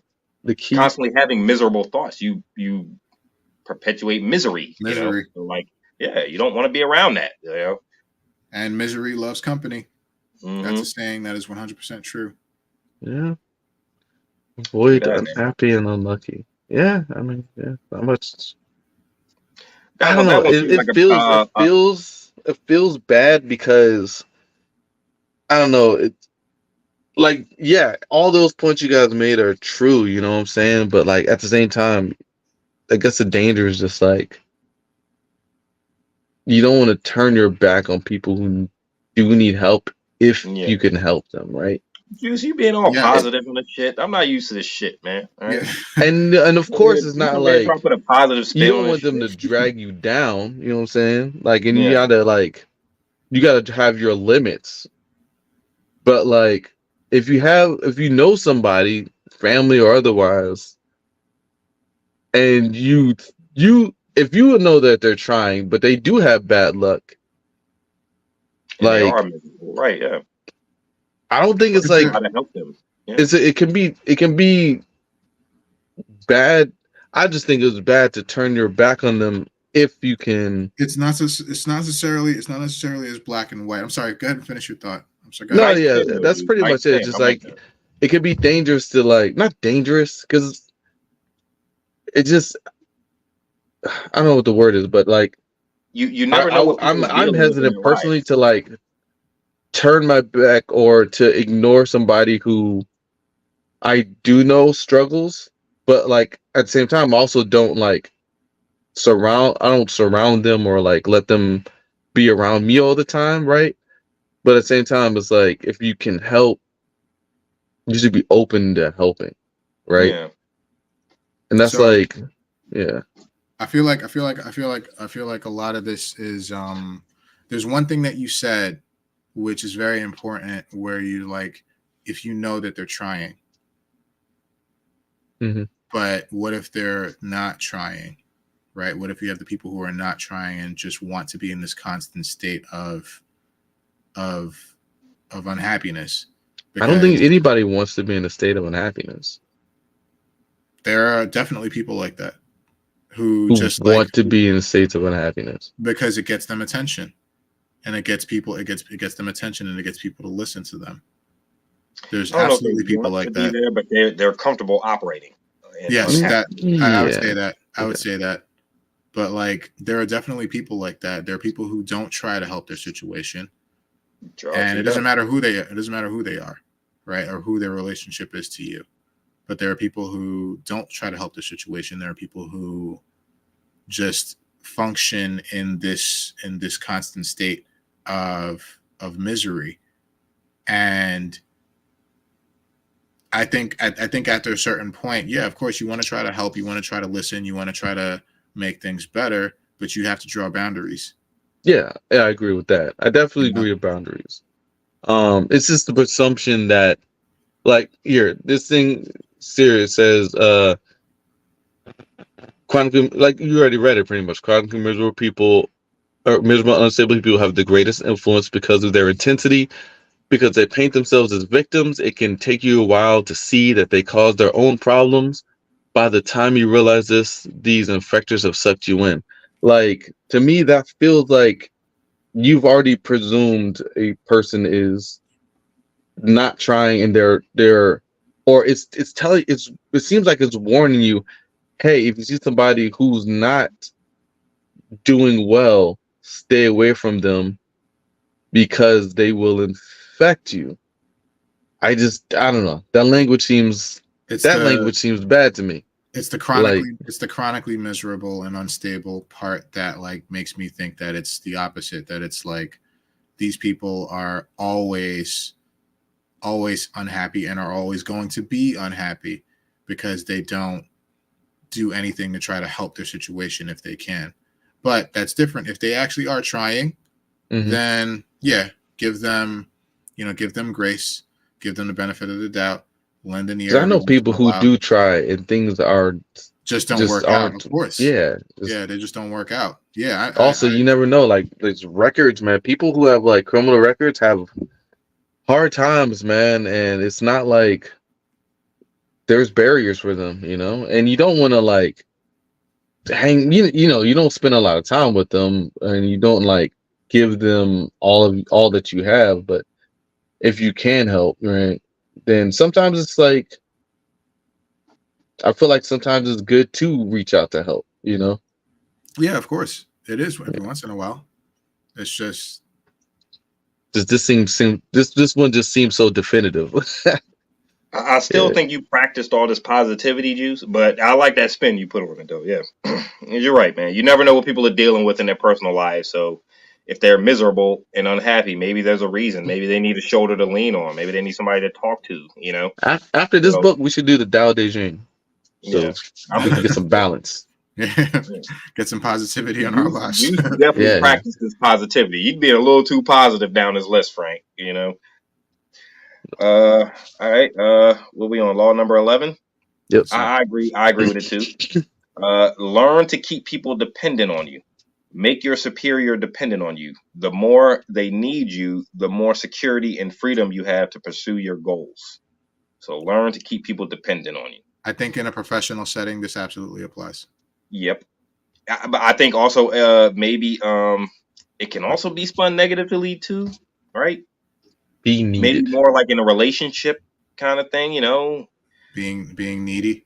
Keep people dependent on you. Yeah, like when you keep people dependent on you with your relationships, maybe they don't have a lot of other options. That's manipulation. Lead to unhappiness. Yeah, that's manipulation kind of. Yeah. But you're right. In the workplace, this definitely you gotta get them hooked on drugs. Mm-hmm. Yeah. In the workplace, this definitely applies. Yeah, learn to keep people dependent on you, right? And I try to stress that too. I remember the African guy I talked about, right? So like I think sometimes he just doesn't give a lot of effort. And I'm like, dude, I think this is one of the ones I quoted to him at. Learn to keep people dependent on you, all right? The more they depend on you, the more they're going to leave you alone. They're not going to hassle you about what you're doing and not doing because they depend on you. When you show up, they say, oh, good, Ken's here. I don't have to do it. I don't have to worry about it. I know it's going to get done, So it does give you a little bit more freedom to operate and gives you a little more security. They need you. When they're dependent on you, they need you, okay? A general, I keep throwing out the general example, but a general needs the soldiers, like the general can't win a battle on his own, so a general is totally dependent on his soldiers, learn to keep people dependent on you. I would say to spin it, like, maybe just change the wording is like, learn to be dependable, like learn to be somebody people can depend on. Right? It's like, if like you just said in the workplace, man, like both of you just said that, Joe, right? It's just like, just like learn to keep people dependent on you. It means something else. That means like, look, like you're manipulating their ass. Yeah, you're manipulating them in order to get what you need, but at the same time you do want them to, if you want to be dependable, people will depend on you to and it helps everybody. It helps you, it helps them. You. It helps you rise, right? And you gain that reputation, which they already said was important, and I forgot which law it was, but one of them. Yeah, if you have a dependable reputation, that's your way to power. Right. Yeah, so it's definitely nothing wrong with dependence, man. If you being associated with the word, you as an individual being associated with the word dependent, or when people mention you and dependent in the same word, that can't really be bad, right? I mean, it can be spun to manipulation, but if my image and my name is associated with dependable, that's generally a good thing, I would think, And way better than getting your people hooked on crack. So they got to keep coming back to you. Way better than being independable. Man, fuck that. I can't ask him. He's not dependable. I can't, So yeah, you rather be considered dependable than not. So number 12 is this the last one for today? So 7, 8, 9, 10, 11, 12. Dude, we're only on 12. We got 48 laws to go through, man. Mm-hmm. All right, number 12. Use selective honesty and generosity to disarm your victim. Use honesty and generosity to disarm and distract others from your schemes. Even the most suspicious people respond to acts of kindness, leaving them vulnerable to manipulation. Now that one's evil, bro. I want to hear Juice spin this in a positive, right? This is all evil. Yeah, Juice. Read that again. Use selective honesty and generosity to disarm your victim. Jesus, like, don't think of him as a victim. First off, what? But I guess if you're like a lion in if you're a wolf in sheep's clothing or something, Here, let me put it this way: if I were to spin this, I would say I wouldn't. Like, you just be like, so maybe not talking about victims, but say somebody has something you want, not a victim, but just somebody has something you want. They will give it to you if you're generally, if you're good to them, if you're a good person. Sometimes and good sometimes. to them. Selective honesty and generosity, though. That's another thing, though. So I don't know. Maybe you can't really explain this one because selective honesty and generosity means you are manipulating. Selective honesty means you only telling certain truths. Yep. Selective generosity is that you're only being nice when it suits you. Yeah. Yeah.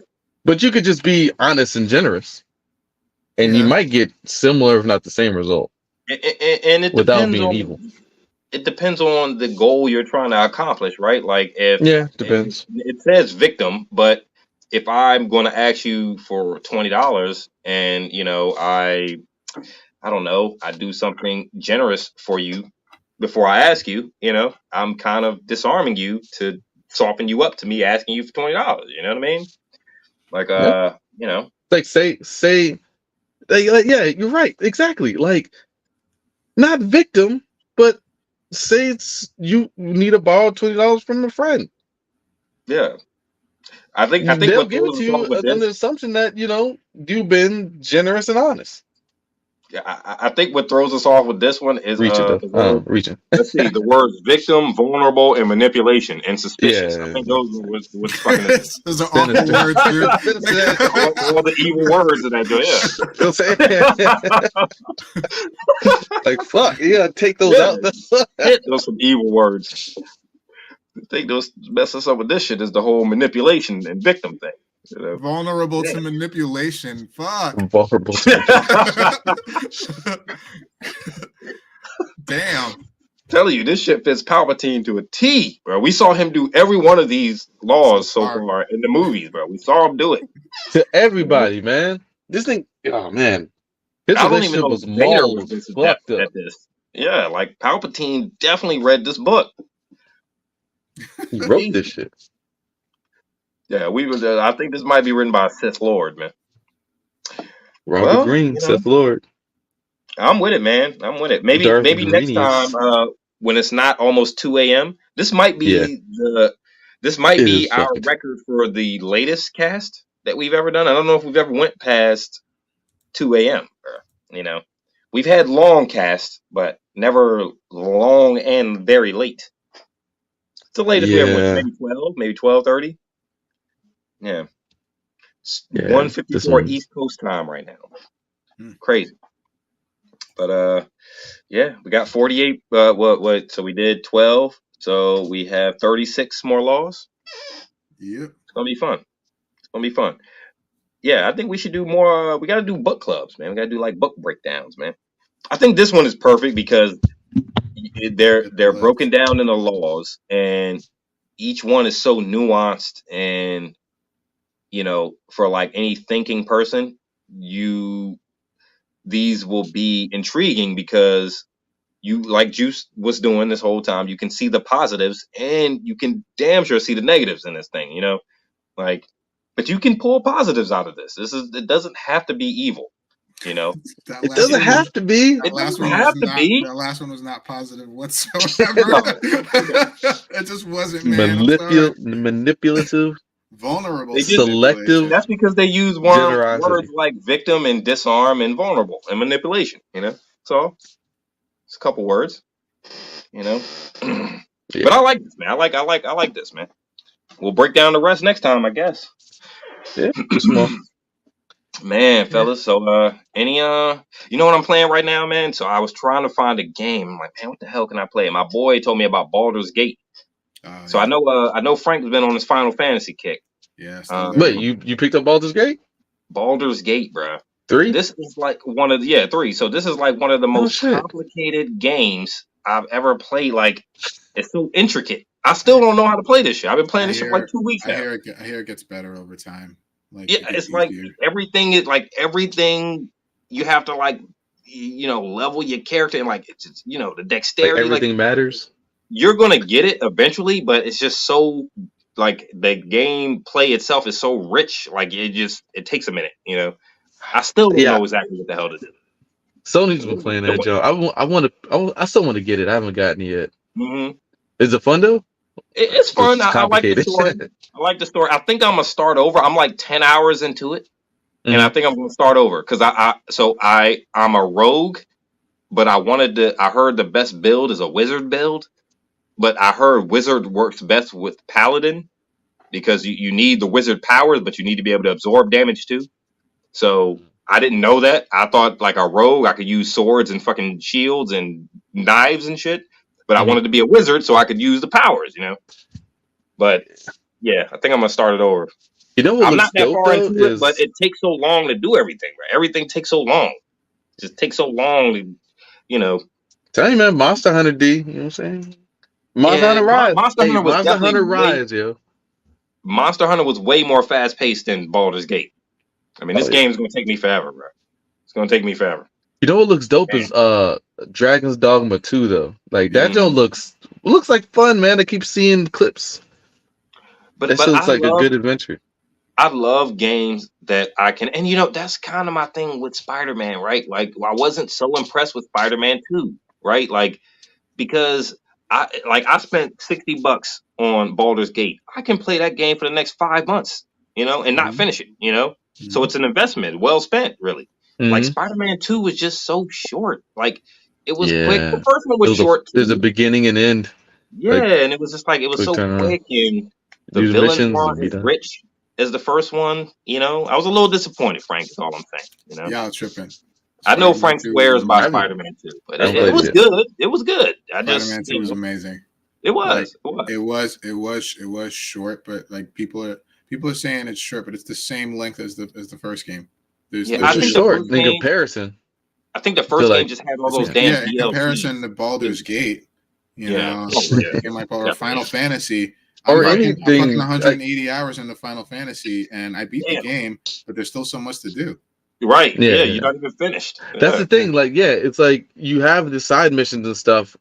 For me, like, I'll do side missions to an extent if I have something to gain from it. But if there's nothing else to be gained from it that I didn't need to beat the game, probably not gonna do it.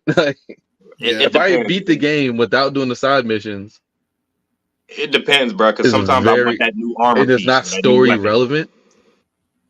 But sometimes you want that new weapon or that new piece of armor. You know what I mean? Like, right. If I can get, then I'll do that. Right. If it is a weapon or something I need or I want, then I'll go do it. But I'm not going.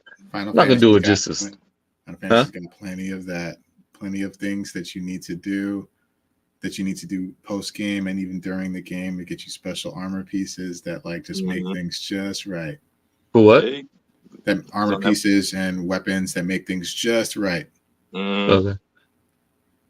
Yeah, but I like games that are really deep and rich like that. I think the last game I played similar to this because I know Frank was mentioning Final Fantasy last time we were on. But Skyrim, man, that was the first time I'd ever like dived into a game that was that rich and had that much to do. I remember when I first jumped into Skyrim, they were just throwing stuff at you, and you were like, "What the hell is going on? I don't even know what I'm doing yet." Oh my god, I'm still kind of playing that, Joe. My list of like tasks is so long. Skyrim is dope, but I'm playing that Joe in VR, so it was like, so much fun in VR. I think I played Skyrim had to be for like the 6 whole months world is just like there to wander around.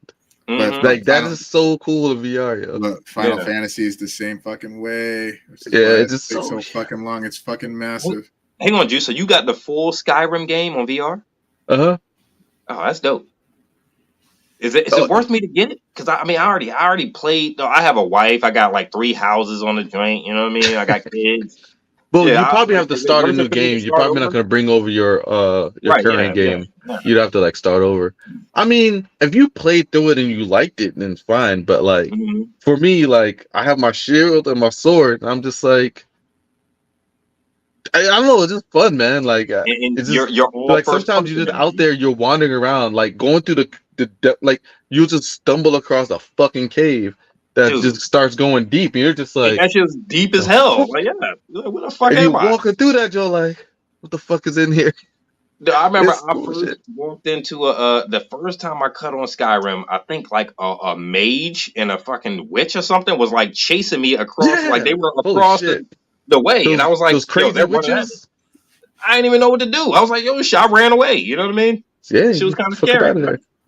Right. But Skyrim still holds the record as the game I probably played the longest, and it was just a fun game. It was fun. Yeah. You know, I think I stopped playing it because I just got bored. It was so long. I was playing it so long, you know. Yeah. But so in VR, can you go to third person or it's just first person only?